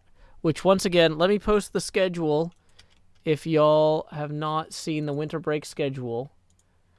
We are going to be doing a ton of bonus streams during winter break, as well as some Discord events. So there's the bonus stream thing. Yeah, biblical angels are terrifying and awesome. But that's what makes them awesome, is how terrifying they are. Minecraft Kato says, the story is a nice way to wind down after a week at school. Glad to hear it. Although if you're only a week at school, you know. Hey, Queen Dark Lady's actually here in chat. You say so little, but I appreciate your presence. Awesome. But yeah, the premise, once again, of that Ravenloft 5e game that I'm running. So Ravenloft, running it the traditional way, can take 6 to 8 hours. And so I've been brainstorming ways to run Ravenloft shorter. And so I came up with the idea that it's Strahd's birthday. And Madame Ava hired the party to hide the 3 artifacts of Ravenloft. In a traditional Ravenloft playthrough, the party has to find 3 things necessary to kill the vampire Strahd. And they're randomly hidden somewhere throughout the castle. Every time you play, it's different. So you can play Ravenloft like a dozen times and never have the same game, right? It's one of the things that's brilliant. Tracy and Laura Hickman killed it when they developed Ravenloft. So, anyway, I was like, how did those things get there? How did Madame Ava know? What if I make a shorter version of Ravenloft where the party's job is that you are musicians hired for Strahd's birthday party, and your job is to, in your quest to find the room with the best acoustics to do your performance on the eve of his birthday party, your group is tasked with hiding these 3 artifacts for Madame Ava that would then be discovered in the course of a normal Ravenloft game. With the idea being that, you know, it's like, this is for a scavenger hunt. Lord Strahd loves puzzles. Make sure nobody sees you doing this or it'll ruin the fun, you know? And so that way, it's, I think, a fun way to run Ravenloft, because rather than coming in through the main entrance and immediately dealing with the dining room, you actually come in through the servants' entrance, and you have, like, a limited run of the castle, because you're, like, objectively supposed to be there, but you're also not supposed to be there in that, like, you know, you're working on a birthday surprise, so you need to kind of move craftily. I don't, this is all like first 5-minute stuff, so I don't think I'm spoiling anything for Queen Dark Lady and Mr. Hardluck, who are going to be playing in that game. But anyway, thank you so much for the 20 to Jennifer, who says, thanks for reading tonight, Joe. My daughter and I are really enjoying it. Take care and have a Merry Christmas. A Merry Christmas to you and yours as well, Jennifer. Let's go ahead and move that face camera expansion one more time. We are 3 away from the one after this. Here we go. Expand you. Thanks, Jennifer. Okay. Luna in Japan says, that sounds epic. Is there a way to join the game? Well, I'm running the game for my Patreon followers, but I'm streaming it. So if you're a $5 a month or more Discord Patreon follower, you have the option of joining. We don't have all the seats filled yet, but you'd want to hurry. And the way to reserve your spot is actually to submit your character sheet. So it's not just like, let me sign up on Discord immediately and then send a thing. But yeah. Brosephine is also going to be playing, who is one of our mods. Some of y'all have seen some of her streams when I've rated her. I met Brosephine at PAX a few years ago, played D&D with her. Great person. Her musical endeavors are some of the most emotionally powerful folk music I've seen. So yeah, we are lucky to have someone so cool also joining us there. So anyway, that's the first 3 seats for the game are filled with Mr. Hardluck, Queen Dark Lady, and Brosephine. So I am so pumped about this game. Okay. Where was I? We need to not ruin this shovel also, side note. Wait.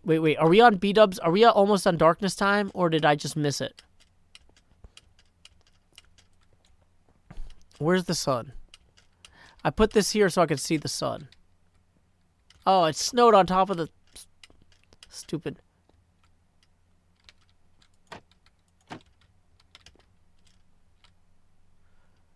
Yeah, Darth Vorthen, the character sheet requirements are posted. Okay, he must have gone to sleep already. I must have missed it. Dang it. Dang it, B-dubs. He's killing me tonight. Okay. It was 2 minutes ago. Dang it. Okay, well, you know what? That's just how the cookie crumbles sometimes. I can accept this. I'm an adult, mature professional, and I will soldier on.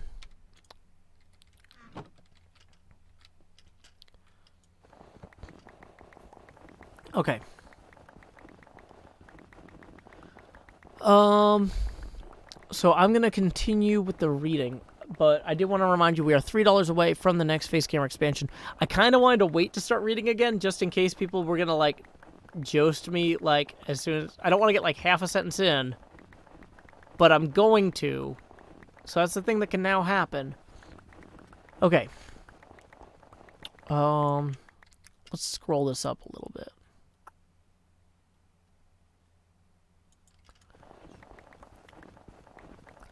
A delicate creature, whom a breath might have withered, said the ghost. But she had a large heart. So she had, cried Scrooge. You're right, I won't gainsay it in spirit. God forbid. She died a woman, and had, as I think, children. One child. True, your nephew. Scrooge seemed uneasy in his mind, and answered briefly, Yeah. Although they had but that moment left the school behind them, they were now in the busy thoroughfares of a city, where shadowy passengers passed and repassed, where shadowy carts and coaches battled for the way, and all the strife and tumult of a real city were. It was made plain enough by the dressing of the shops that here, too, it was Christmas time again. But it was evening, and the streets were lighted up. The ghost stopped at a certain warehouse door and asked Scrooge if he knew it. Knew it? Was I apprenticed here? They went in.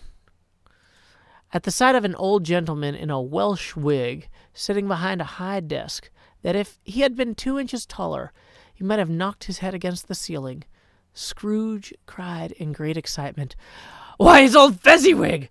Bless his heart, it's Fezziwig alive again! Old Fezziwig laid down his pen and looked up at the clock, which pointed at the hour of 7. He rubbed his hands, adjusted his capacious waistcoat, laughed all over himself, from his shoes to his organ of benevolence, and called out in comfortable, oily, rich, fat, jovial voice, Yo-ho! There, Ebenezer! Dick! Scrooge's former self, now a young man, came briskly in, accompanied by his fellow prentice. Dick Wilkins, to be sure, said Scrooge to the ghost. Bless me, yes, there he is. He was much attached to me, was Dick. Poor Dick, dear, dear.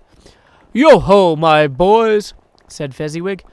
No more work tonight. Christmas Eve, Dick. Christmas, Ebenezer. Let's have the shutters up, cried old Fezziwig with a clap of his hands. Before a man can say Jack Robinson. You wouldn't believe how those two fellows went at it.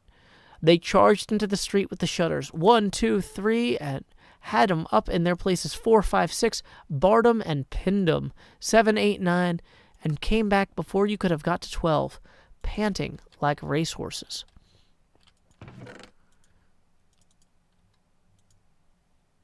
Let's see. Sorry, I'm realizing, like, I have to go back to the nether because this shovel's about to break. Wait, is that the sky getting dark because B-dubs is going to beat me the thing again? Hey, we got a new $5 Patreon patron. Thank you, Luna. Okay.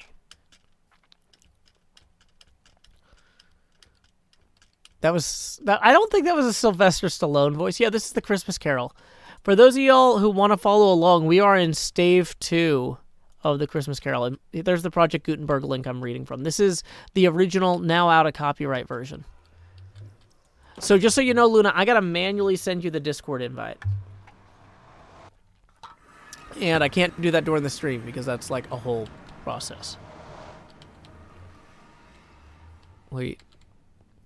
Here we go. Do I have gold on? Cool.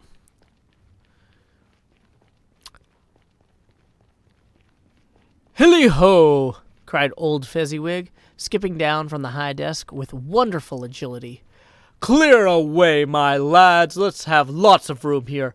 Hilly-ho, Dick. Chirrup, Ebenezer. Clear away. There was nothing they wouldn't have cleared away or couldn't have cleared away with old Fezziwig looking on. It was done in a minute. Every movable was packed off as if it were dismissed from public life forevermore. The floor was swept and watered, the lamps were trimmed, fuel was heaped upon the fire, and the warehouse was as snug and warm and dry and bright as a ballroom, and as you would desire to see upon a winter's night. In came a fiddler with a music book, and went up to the lofty desk and made an orchestra of it, and tuned like 50 stomach aches. In came Mrs. Fezziwig, one vast, substantial smile. In came the 3 Miss Fezziwigs, beaming and lovable. In came the 6 young followers whose hearts they broke. See, this never makes it into the movie. That's a good joke.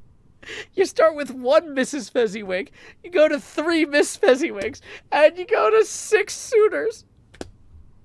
That's a good joke. Sorry. I'm legitimately having fun with this.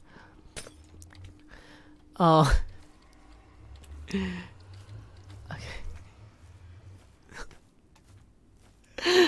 It's just like, you do the math.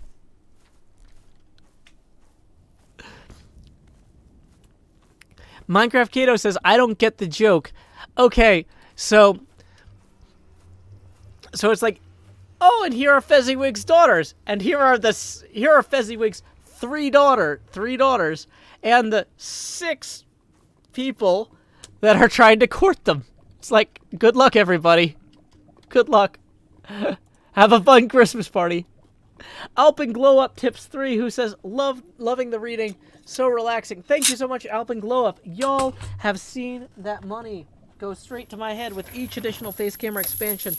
But now, like Jacob Marley, these chains I forged in life are about to begin pulling me down to the deep below. Somebody just asked what was with the glass.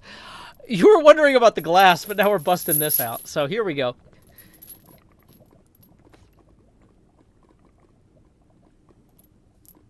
That's right, folks. It is time to enter the juiced. Bum bum bum bum bum bum bum bum bum bum. Alrighty, each additional face camera expansion at this point will be accompanied by a corresponding reduction in opacity. So we are 20 even away from the next face camera expansion thanks to that 3 from Alpin Glow Up. Yeah, reading the Christmas Carol is the most appropriate time for the chains. I got these chains to do a Jacob Marley bit, and my God, I have stuck to it almost every night of the year since then. Okay. So let's see, where were we? In came all the young men and women employed in the business. In came the housemaid with her cousin, the baker. In came the cook with her brother's particular friend, the milkman. In came the boy from over the way, who was suspected of not having board enough from his master, trying to hide himself behind the girl from next door, but one who was proved to have had her ears pulled by her mistress. In they all came, one after another, some shyly, some boldly, some gracefully, some awkwardly, some pushing, some pulling. In they all came anyhow and everyhow. Away they all went, 20 couple at once, hands half round and back again the other way, down the middle and up again, round and round in various stages of affectionate grouping. Grouping. Hey, Tree Marie. Welcome. I was just pointing out to Twitch that I'm reading The Christmas Carol, which is not at all bad. Grouping. Y'all get your minds out of the gutter. And, here, let me ban this person on the YouTube chat who's causing problems for the auto mod. Yeah. Dickens's wordplay is definitely appreciated in this context. Okay. Where was I? Oh, no, I just dropped my thing. Okay, cool. Where was I?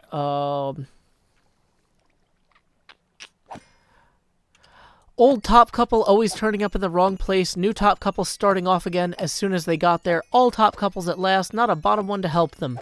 When this result was brought about, old Fezziwig, clapping his hands to stop the dance, cried out, "Well done!"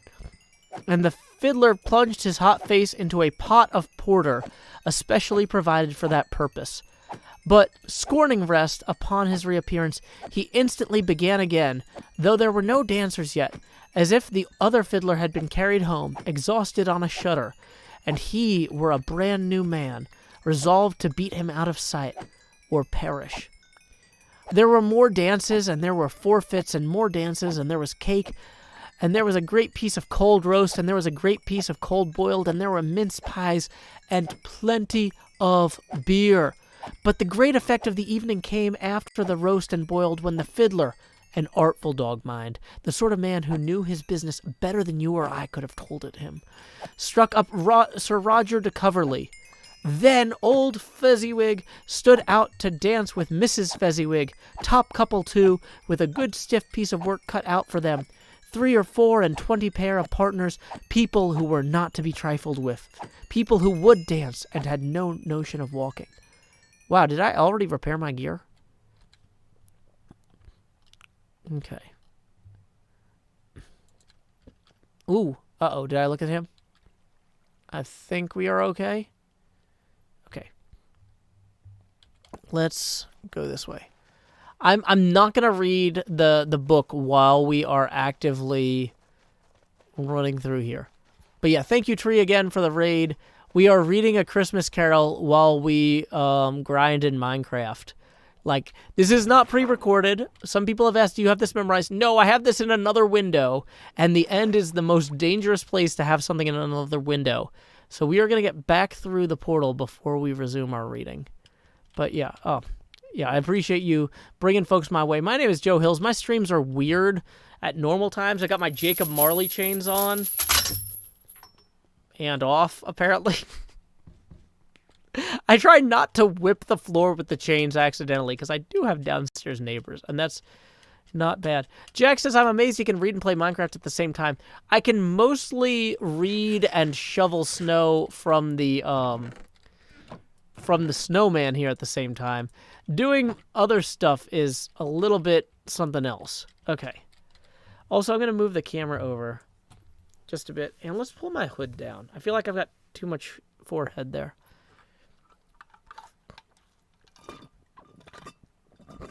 You know, maybe I should actually do a hydration break. I hate to do that when the streamers just got here, but I am reading a lot right now, and I will need to actually hydrate or my throat will be dead, which, since I stream tomorrow as well, is like a whole thing on. Do I have a green jacket on? No, I have a green hoodie with thumb hooks, so I can do like cool dances like this. I don't know. I'm not actually good at dancing. Maybe I should hire a dance instructor. Maybe I should hire a dance instructor once COVID's over.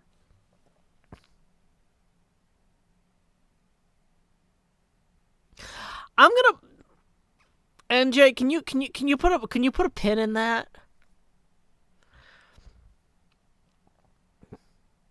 Cause yeah. What are thumb hooks? Oh, they're these things that like my sleeves, the thumbs go in them. NJ says, I already added it to the list. Way ahead of you. Thank you, NJ. Best project manager ever. Cole says, how would you dance? Well, at first I would dance awkwardly, like a baby puppy trying to walk. But eventually I would dance gracefully, like a swan attacking a goose trying to steal a baby puppy. Okay. Unfashionable Rat says, no, Joe, that's going to be expensive. But you got to keep in mind, my job is to be an entertainer now. And if I can learn to sing and dance, I mean, I'm already great at acting. Look at me, I'm adorable. But you got to be a triple threat. Okay. So, let's see. What was I going to do? I was going to look at the list of people that I need to thank for Hydration Break sponsorships. Hey, it's NJ Coffee Junkie's turn, who selected the song Lines for this Hydration Break. Let's go ahead and do that real quick. Here's a song I wrote, performed by my brother Sean. Noah, Why God Why, tips 5, who says, for dance, with a heart. I can't do the heart while holding the abacus, can I? This is the most awkward thing I tried, Noah. Okay, so I'm going to go do my hydration break real quick, and we will be right back with more Christmas Carol and more farming. Here we go. This is a song I wrote, performed by my brother Sean. Power line to convey a certain brilliance, a telephone line to carry a voice, a metro line to bring us all downtown.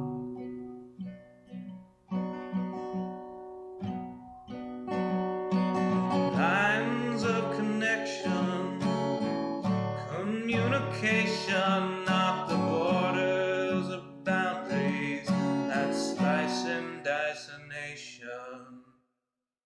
Divided by the chalk lines of disreputable history, past failures all laid out as we shrug with absent mystery. Those bodies left behind us while we amble on ahead, fearful of the wrong things from newspapers unread. Before I tell you what to do, or you try to tell me, let's all see what's been done and where we could have been. By knowing what's before us, the path might clear ahead, and focus on new obstacles uncharted by the dead.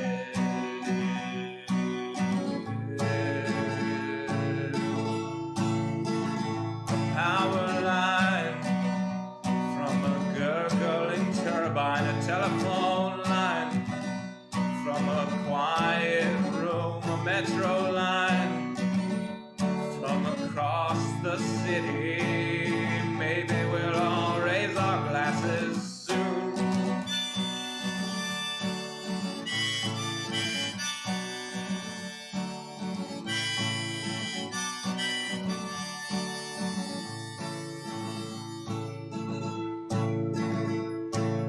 They say across the fence line the grass is always butcherous, but we're not corralling cattle, fearing wranglers about the murders. When we look out past dividers, we're unsurprised to see more folks erecting fences, becoming detainees. Before I worry about you or you worry about me, let's all dwell on ourselves, we're the private enemy, becoming who we're meant to, virtuous and creative. We won't dread the different, the strange or unrelated.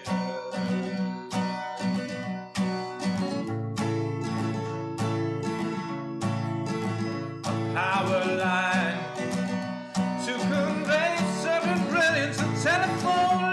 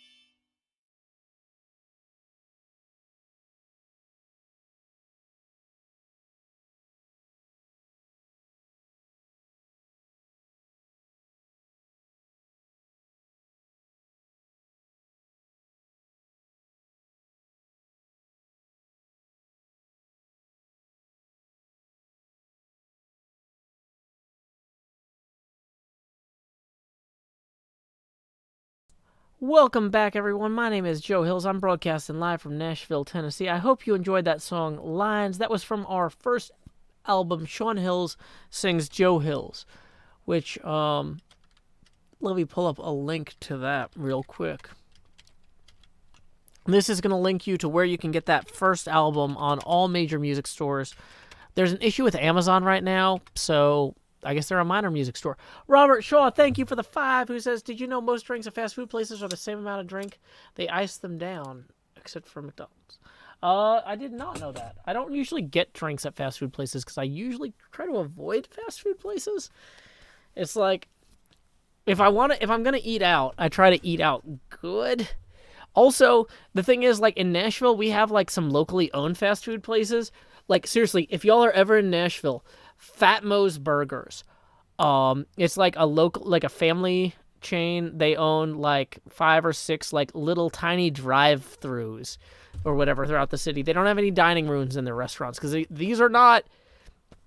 This is not, like, a fancy place, but they make the best burgers and fries in the city, and I love it so much. But yeah. Anyway, so like when I do eat fast food, it's usually from like a local, like family-owned place that's just like, you know what? We're going to charge $4 more than McDonald's, but it's going to be worth it. And I'm like, okay, so maybe I don't eat out for fast food as much, but when I do eat, it's just like, so good. So yeah, I normally only do like Wendy's and Burger King and McDonald's or whatever, like if I'm on a road trip. And even then, like, try to avoid it. But yeah, okay. So where were we? We were gathering snow here. My brain, I got sidetracked. Okay. It is, 10:52. Normally we stop the stream at around 11, but we just did the hydration break, and my daughter doesn't have school tomorrow. I don't have any early morning Hermitcraft live streams. So, what's it called again? Fat Mo's. It's Nashville only. But if you're in Nashville, seriously, Fat Mo's Burgers. Best burgers in town. That is one of the things that I'm really missing these days. I have not been out for fast food because, like, you know, it's one of those things, like, I know some people who can't cook food for themselves. You know, it makes sense for them to do ordering out and stuff. But with everything going on right now, I would just rather minimize my trips outside the home and focus on making stuff myself. Gil Jackson says, I spent my weekly food money at World Builders today since I can't leave the house to get anything anyway. It made me feel better about all this. Yeah, Pat Rothfuss's World Builders, which supports Heifer International, is something that I have been a supporter of for many years. I'm a huge fan of their work. We actually did a charity stream with the Draw 4 folks, NJ and I, as well as Possibility, Gamma, Liz, McBoots, and some other folks a few days back. And we raised over $2,000 for World Builders and Heifer International. So, yeah, I'm hoping that we're planning to do the same thing next year, too. Alpin Glow Up says, might be in Nashville this weekend. Okay, there's a million cool things to do in Nashville, Alpin, but, like, seriously, do as few of them as possible and drive through. Get gas and keep going. Our mayor has not done anything helpful to stop COVID, and it is bad here. I want 100% to encourage all of you to come visit and have a great time when you come here. But, like, it's, like, I am not leaving my home unless absolutely necessary these days, and it would be dishonest of me to tell you it's a great idea to wander around the city right now. It is, our local government, which I pay a lot of attention to, has done exceptionally poorly compared to many cities, and we are paying for it. And I don't want you to pay for it, too. So, yeah. If you need to get a meal, yes, Fat Mo's is a good place to stop, but, like, don't do the touristy stuff. Get what you need and keep going to your destination. Hey, it looks like we just got a tip via PayPal as well. Thank you very much to Talon for the 5, who says, love your work. Thank you very much, Talon. Thank you for helping me make that work available to everyone free of charge. We are $5 away from the next face camera expansion. Does Fat Mo's deliver? No, it's like, seriously, it is like this. It is like these tiny shacks where you drive up and order food. They have a walk-up window and a drive-up window, and there's That's it. It is. They've been around for about 30 or 40 years now. They're great, but no, they don't have like delivery crews or whatever. And I'm not gonna deal with DoorDash these days because like there are people who can't leave their homes and can't prepare food for themselves, and I don't want to be competing with them on DoorDash. I want to let those folks have the ability to get what they need. Like, I can put off what I want a few more months so that other people can get what they need. Does Fat Moe's have a vegan option? Are French fries vegan? If so, maybe the French fries, but like I don't think they. This is not like a hipster modern burger place. This is a family decided to try to make really good burgers and charge slightly more than other places that use cheaper ingredients. And we're like, I bet we can compete on quality. And they were initially laughed at, but they competed on quality and they won. It's not a gourmet burger. It is just a better hamburger. It's just slightly better ingredients, but it makes a huge difference. Leo says vegan food doesn't have to be hipster. No, that's true, but like there are like hipster burger places in town that do have vegan burgers that are like very modern and stuff. This is not modern. This is like a 1980s drive-through shack with very little upgrades since the 1980s, but really good food. Well-seasoned fries, good hamburgers, that sort of thing. Okay.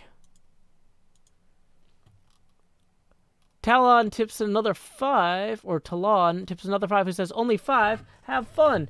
Well, in that case, yes, that other only 5 now puts us evenly at our next milestone. So we are about to say, expand juice. Lowering the opacity now to 80%. And okay. How many burgers do a regular Nashvilleian eat? Well, if it's a Fat Moe's burger, you only need the one because they are big. Or wait, Pure AFK says I eat maybe 1 or 2 a year. I mean, I probably in a normal year, I would probably stop at Fat Moe's. I would say 15 times a year, maybe 20. I'm not a huge fast food person in general, but like if I'm gonna have fast food, I'm gonna go with like my local favorite.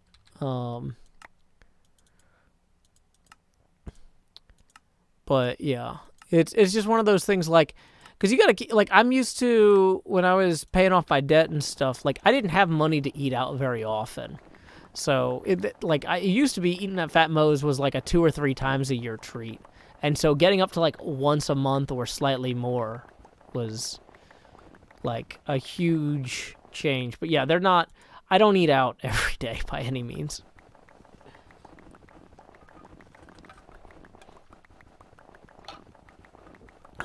Okay. So where were we? Let's, okay.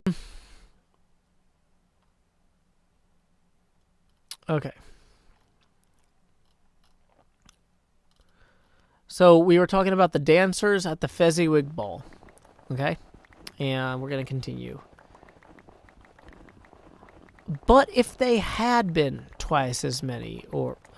Ken, I'm trying, don't spam the chat right when I'm trying to start reading. I have to change tabs for that. That's a whole thing. It's a whole thing. B-Dub's got me again. I'm fine. This is not a serious competition, and I'm not deeply upset. At all. Okay. But if they had been twice as many, 4 times, old Fezziwig would have been a match for them. And so would Mrs. Fezziwig. As to her, she was worthy to be his partner in every sense of the term. If that's not high praise, tell me higher. I'll use it. A positive light appeared to issue from Fezziwig's calves. They shone in every part of the dance like moons. You couldn't have predicted at any given time what would become of them next. And when old Mr. Fezziwig and Mrs. Fezziwig had gone all through the dance, advance and retire, both hands to your partner, bow and curtsy, corkscrew, thread the needle, and back again to your partner, Fezziwig cut so deftly that he appeared to wink with his legs and came upon his feet without a stagger. When the clock struck 11, this domestic ball broke up. Mr. and Mrs. Fezziwig took their stations, one on either side of the door, shaking hands with every person individually as they went out. Wished him or her a Merry Christmas. When everybody had retired but the two prentices, they did the same to them, and thus the cheerful voices died away, and the lads were left to their beds, which were under a counter in the back shop. During this whole time, Scrooge had acted like a man out of his wits. His heart and soul were in the scene, and with his former self. He corroborated everything, remembered everything, enjoyed everything, and underwent the strangest agitation. It was not until now, when the bright faces of his former self and Dick were turned from them, that he remembered the ghost, and became conscious that it was looking full upon him, while the light upon its head burnt very clear. A small matter to make these silly folks so full of gratitude. Small! Echoed Scrooge. The spirit signed to him to listen to the two prentices, who were pouring out their hearts in praise of Fezziwig, and when he had done so, said, "Why, is it not? He has spent but a few pounds of your mortal money, 3 or 4 perhaps. Is it so much that he deserves this praise?" "It isn't that," said Scrooge, heated by the remark, and speaking unconsciously like his former, not his latter self. "It isn't that, spirit. He has the power to render us happy or unhappy, to make our service light or burdensome, a pleasure or a toil. Say that his power lies in works and looks, in things so slight and insignificant that it is impossible to add and count them up. What then? The happiness he gives is quite as great as if it cost a fortune." He felt the spirit's glance and stopped. "What is the matter?" "Nothing particular." "Something, I think." No, I should like to be able to say a word or two to my clerk just now. That's all." His former self turned down the lamps as he gave utterance to the wish, and Scrooge and the ghost again stood side by side in the open air. "My time grows short. Quick!" This was not addressed to Scrooge, or anyone he could see, but it produced an immediate effect. For again Scrooge saw himself. Okay, let's just sidebar this real quick. That, I think, is the ghost talking to someone else in the same way that Clarence, in It's a Wonderful Life, occasionally asks Joseph to, fiddle with things that are beyond his control. And this would be irrelevant if I weren't like actively working on a Doctor Who versus the ghosts from the Christmas Carol thing. No, I'm not doing that at all. That is completely made up. But like the idea that the ghost of Christmas past has to like remind somebody in control, like, hey, time. We gotta move. Let's keep this going. Like that's a thing. That's a thing to think about. That's a thing to think about. Thank you to Capus, who says this is a brilliant stream. I do my best because I can. Okay. But seriously, okay. Wouldn't y'all enjoy a story where the Doctor has to fight the ghosts from the Christmas Carol and doesn't know the story because from his perspective, it hasn't happened yet? And Donna is constantly like yelling at him because she knows what's going to happen next because she's read the book or seen the movie, right? That's a good. I don't know if it works. I don't know if it works for the companion to live this and not know it. There's some pieces to be done here. There's some pieces here to be assembled, but right.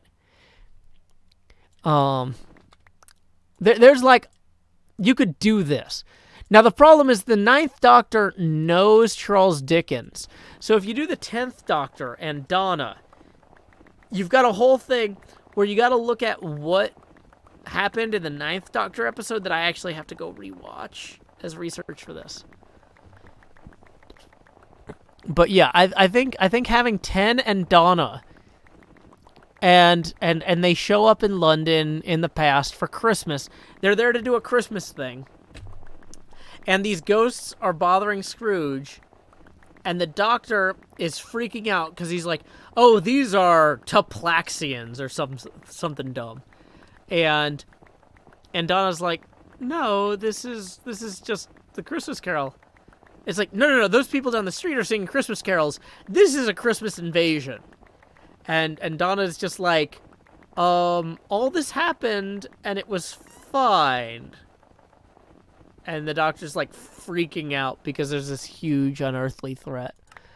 I think that could be a story. I'm working on it. This is why it's so hard for me to get anything done, because this is how my brain works. Okay, just a side note.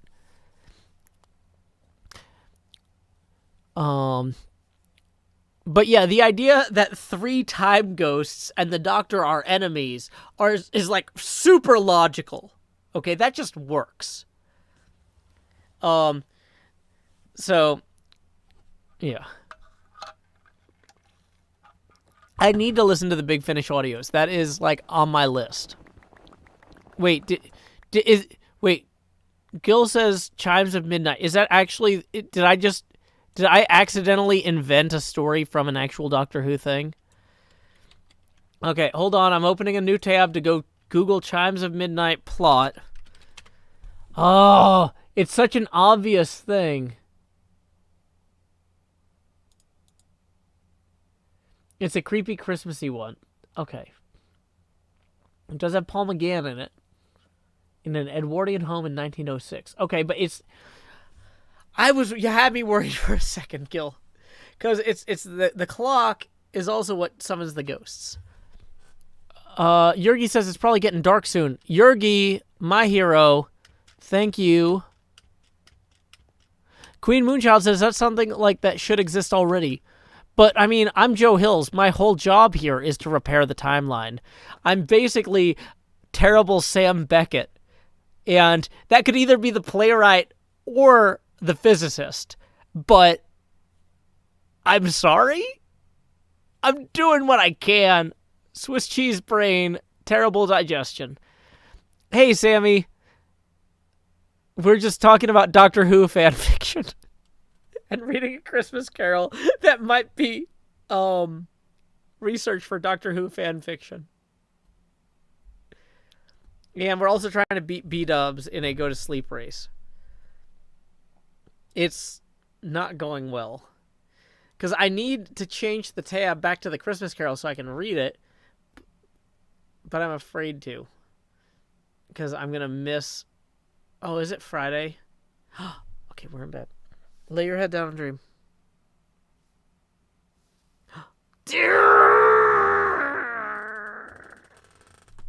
Freedom!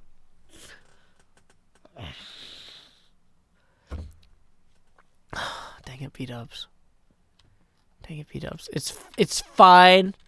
This is a friendly competition. We're all friends on the Hermitcraft server. It's fine. It's fine. Okay. So anyway, the ghost of Christmas past just said, "My time grows short," observed the spirit. "Quick!" This was not addressed to Scrooge, or anyone whom he could see, but there was an immediate effect, for again Scrooge saw himself. He was older now, a man in the prime of life. His face had not the harsh and rigid lines of later years, but it had begun to wear the signs of care and avarice. There was an eager, greedy, restless motion in the eye, which showed the passion that had taken root, and where the shadow of the growing tree would fall. He was not alone, but sat by the side of a fair young girl in mourning dress, in whose eyes there were tears, which sparkled in the light that shone out of the ghost of Christmas past. "It matters little. To you, very little. Another idol has displaced me, and if it can cheer you and comfort you in the time to come, as I would have tried to do, I have no just cause to grieve." "What idol has displaced you?" "A golden one." This is the even-handed dealing of the world. There's nothing on it which is so hard as poverty, and there's nothing it professes to condemn with such severity as the pursuit of wealth." "You fear the world too much. All your other hopes have merged into the hope of being beyond the chance of its sordid reproach. I have seen your nobler aspirations fall off one by one, until the master passion, gain, engrosses you. Have I not?" "What then? Even if I have grown so much wiser, what then? I am not changed toward you." She shook her head. "Am I?" "Our contract is an old one. It was made when we were both poor and content to be so, until in good season we could improve our worldly fortune by our patient industry. You are changed. When it was made, you were another man." "I was a boy!" "Your own feeling tells you that you are not now what you were then. I am. That which promised happiness when we were one in heart is fraught with misery now that we are two.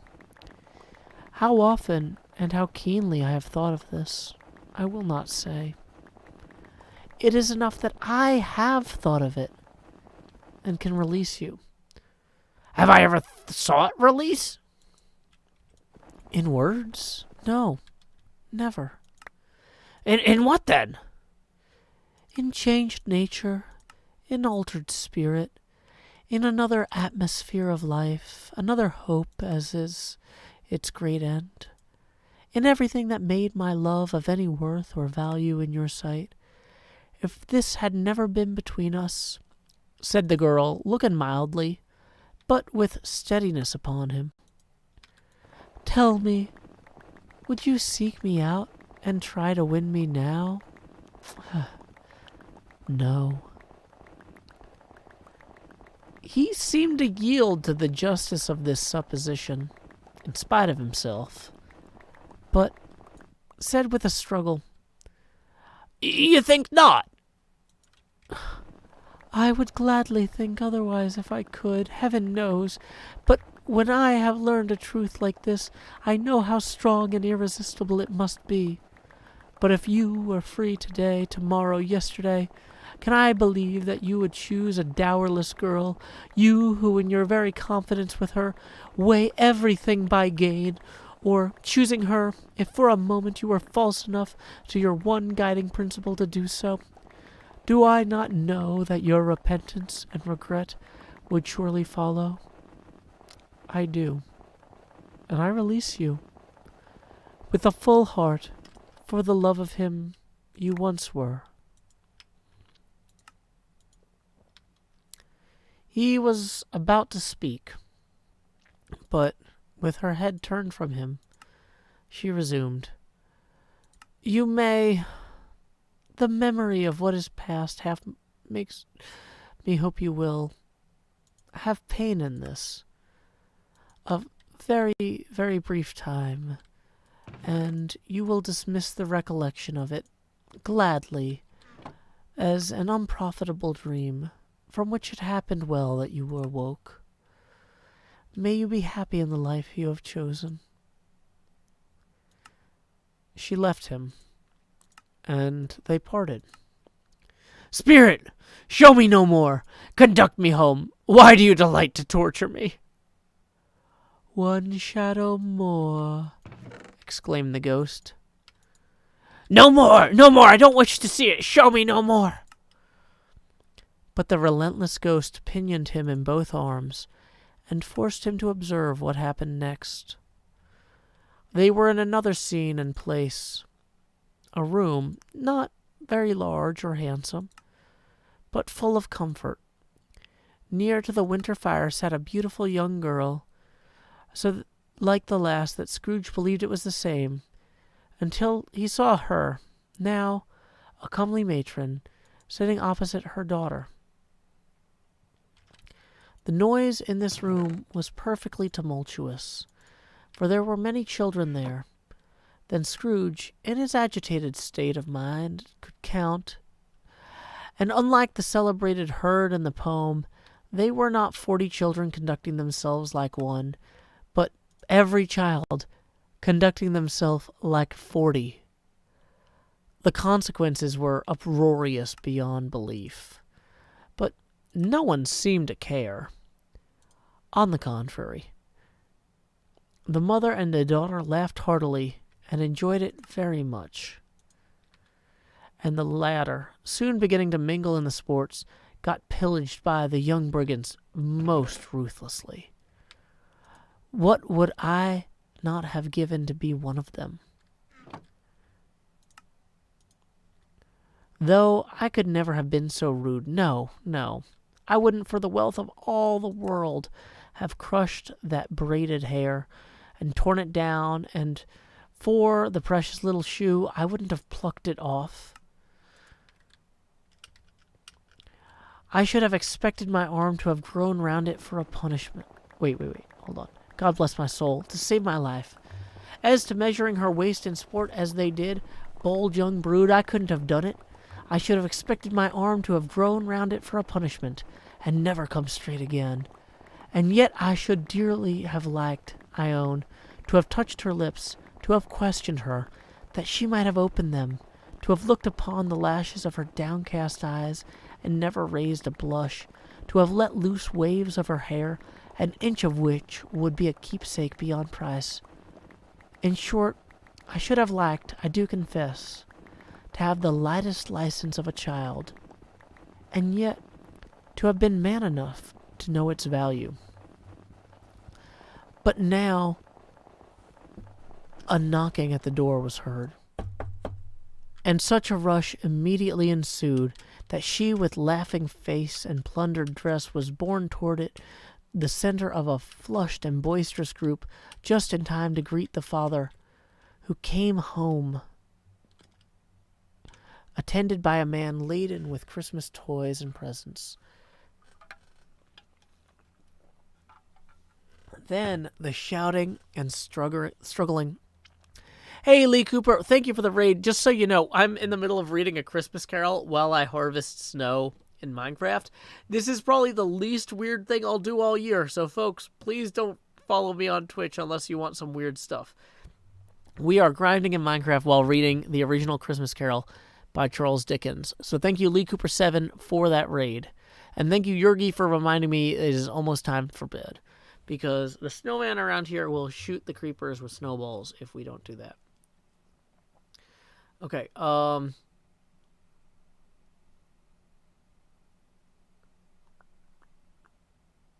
yeah.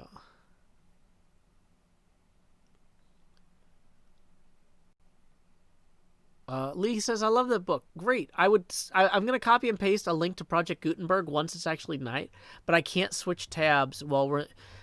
B00 and 100 and I are in the middle of this bed fight where we're trying to go to bed first. He has won every single round this entire... Look at this! 1, 2, 3, 4, 5, 6, 7, 8, 9, 10... He is 10 for 10, and I'm dying, Squirtle. It's fine. Okay. It's fine. Anyway, here's the Project Gutenberg link with the Christmas Carol version that I'm reading. We are on Stave 2, The Ghost of Christmas Past. The charity thing went well, Lizzie. It was good. Wait, did I already fill the chest, or is the hopper just not collecting some of those? Okay, good. We didn't fill that yet. His clicks per second must be so high. Yeah, I mean, clearly. Okay. I don't think he's cheating. But anyway, also, for anybody who missed it, I spent like the whole day planning the bonus streams for winter break. So let's go ahead and do bonus streams for winter break.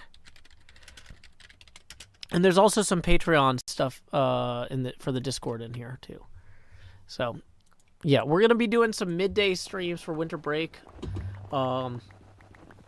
since my daughter doesn't have school, and we're gonna try and do a lot of those bonus streams in Euro-friendly time.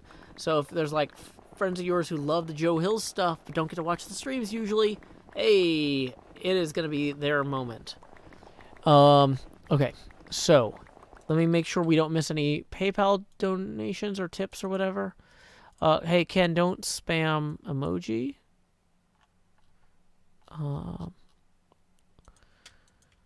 Shades of Eden says, howdy, Joe. I'm sick right now, and even though I will certainly fall asleep by the end of the stream, reading is quite nice to distract me from my headache. Ultra Dan says, what about Aussie-friendly times? Isn't my normal stream an Aussie-friendly time? Because Lizzie Mack's always here.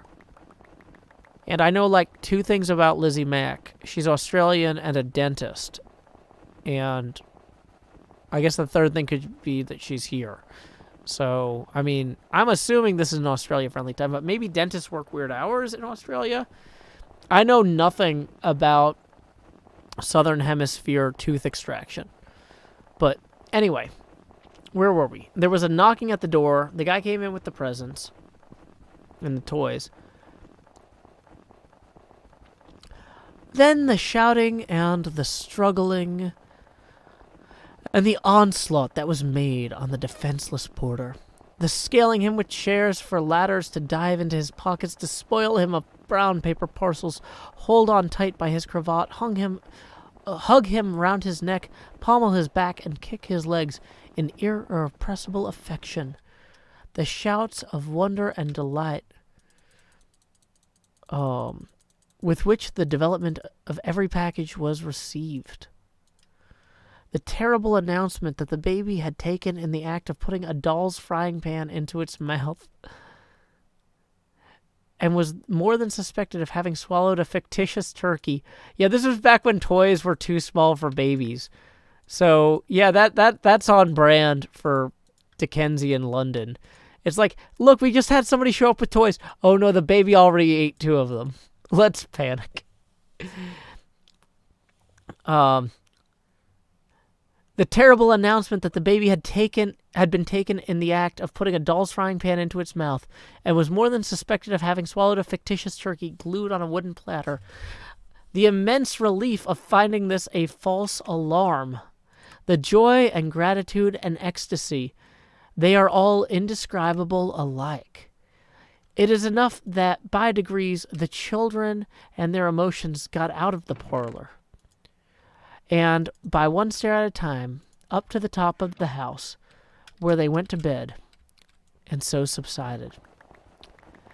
And now Scrooge looked on more attentively than ever, when the master of the house, having his daughter leaning fondly upon him, sat down with her and her mother at his own fireside, and when he thought that such another creature, quite as graceful and full of promise, might have called him father, and had been a springtime in the haggard winter of his life, his sight grew very dim indeed. "Belle," said the husband, turning to his wife with a smile, "I saw an old friend of yours this afternoon. Who was it? Guess." "How can I but I know," she said in the same breath, laughing as he laughed. "Mr. Scrooge!" "Mr. Scrooge it was. I passed his office window, and as it was not shut up, and he had a candle inside, I could scarcely help seeing him. His partner lies upon the point of death, I hear, and he sat there alone, quite alone in the world, I do believe." "Spirit," said Scrooge in a broken voice, "remove me from this place." "I told you that these were shadows of things that have been, that they are what they are. Do not blame me." "Remove me! I cannot bear it!" He turned upon the ghost, and seeing that it looked upon him with a face in which, in some strange way, there were fragments of all the faces it had shown him, wrestled with it. "Leave me! Take me back! Haunt me no longer!" In the struggle, if it can be a struggle, in which the ghost, with no visible resistance on its own part, was undisturbed by any effort of its adversary, Scrooge observed that its light was burning high and bright, and dimly connecting that with its own influence over him, he seized the extinguisher cap, and, by a sudden action, pressed it down upon its head. The spirit dropped beneath it, and so that the extinguisher cap covered its whole form. But though Scrooge pressed down with all his force, he could not hide the light which streamed from under it, its unbroken flood upon the ground. He was conscious of being exhausted and overcome by an irresistible drowsiness, and further, of being in his own bedroom. He gave the cap a parting squeeze, in which his hand relaxed, and had barely time to reel to bed before he sank into a heavy sleep. That concludes Stave 2 of A Christmas Carol by Charles Dickens. I'm going to post a Project Gutenberg link to Stave 2 for everybody who wanted to read along. Whew, okay. Are we going to do Stave 3 tomorrow? Maybe that's what we're going to do. Let me just look at some things right now. We are 20 even away from the next face camera expansion. I have all the snow I need to actually build some things.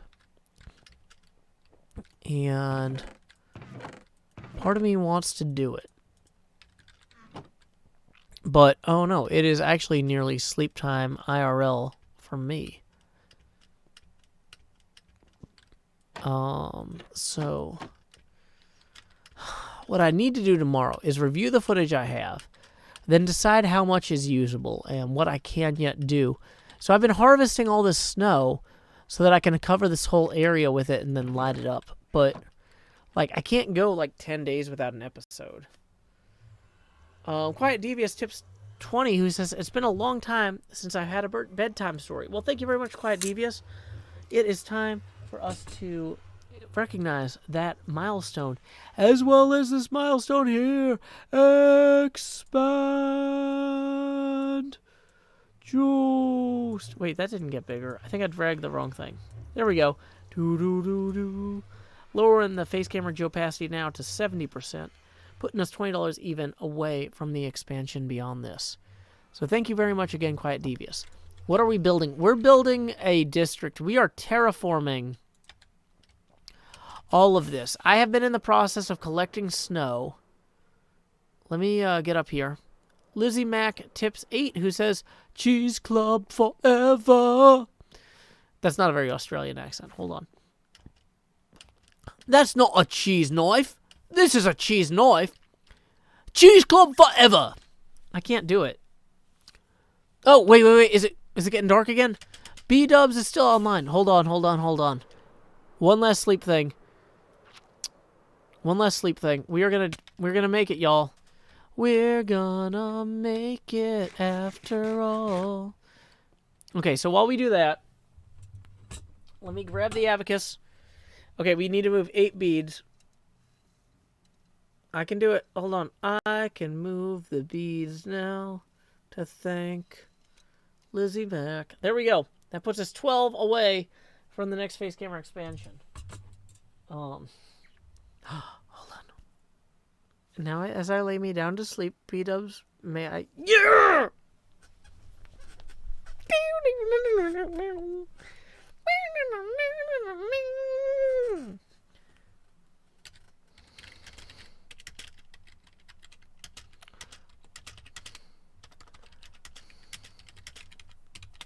Take that, P-Dubs.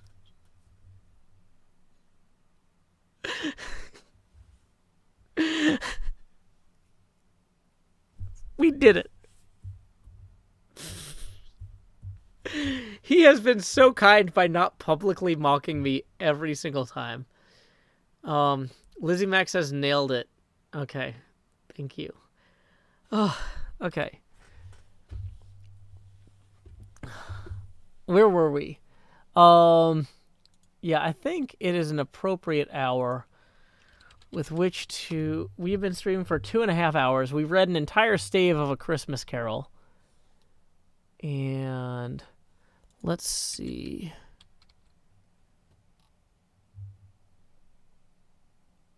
His CPS is incredibly high. It's official. Okay. So I definitely have a few friends who are a really big deal that y'all are probably already following, that you're probably gonna go watch. So let me see. Well,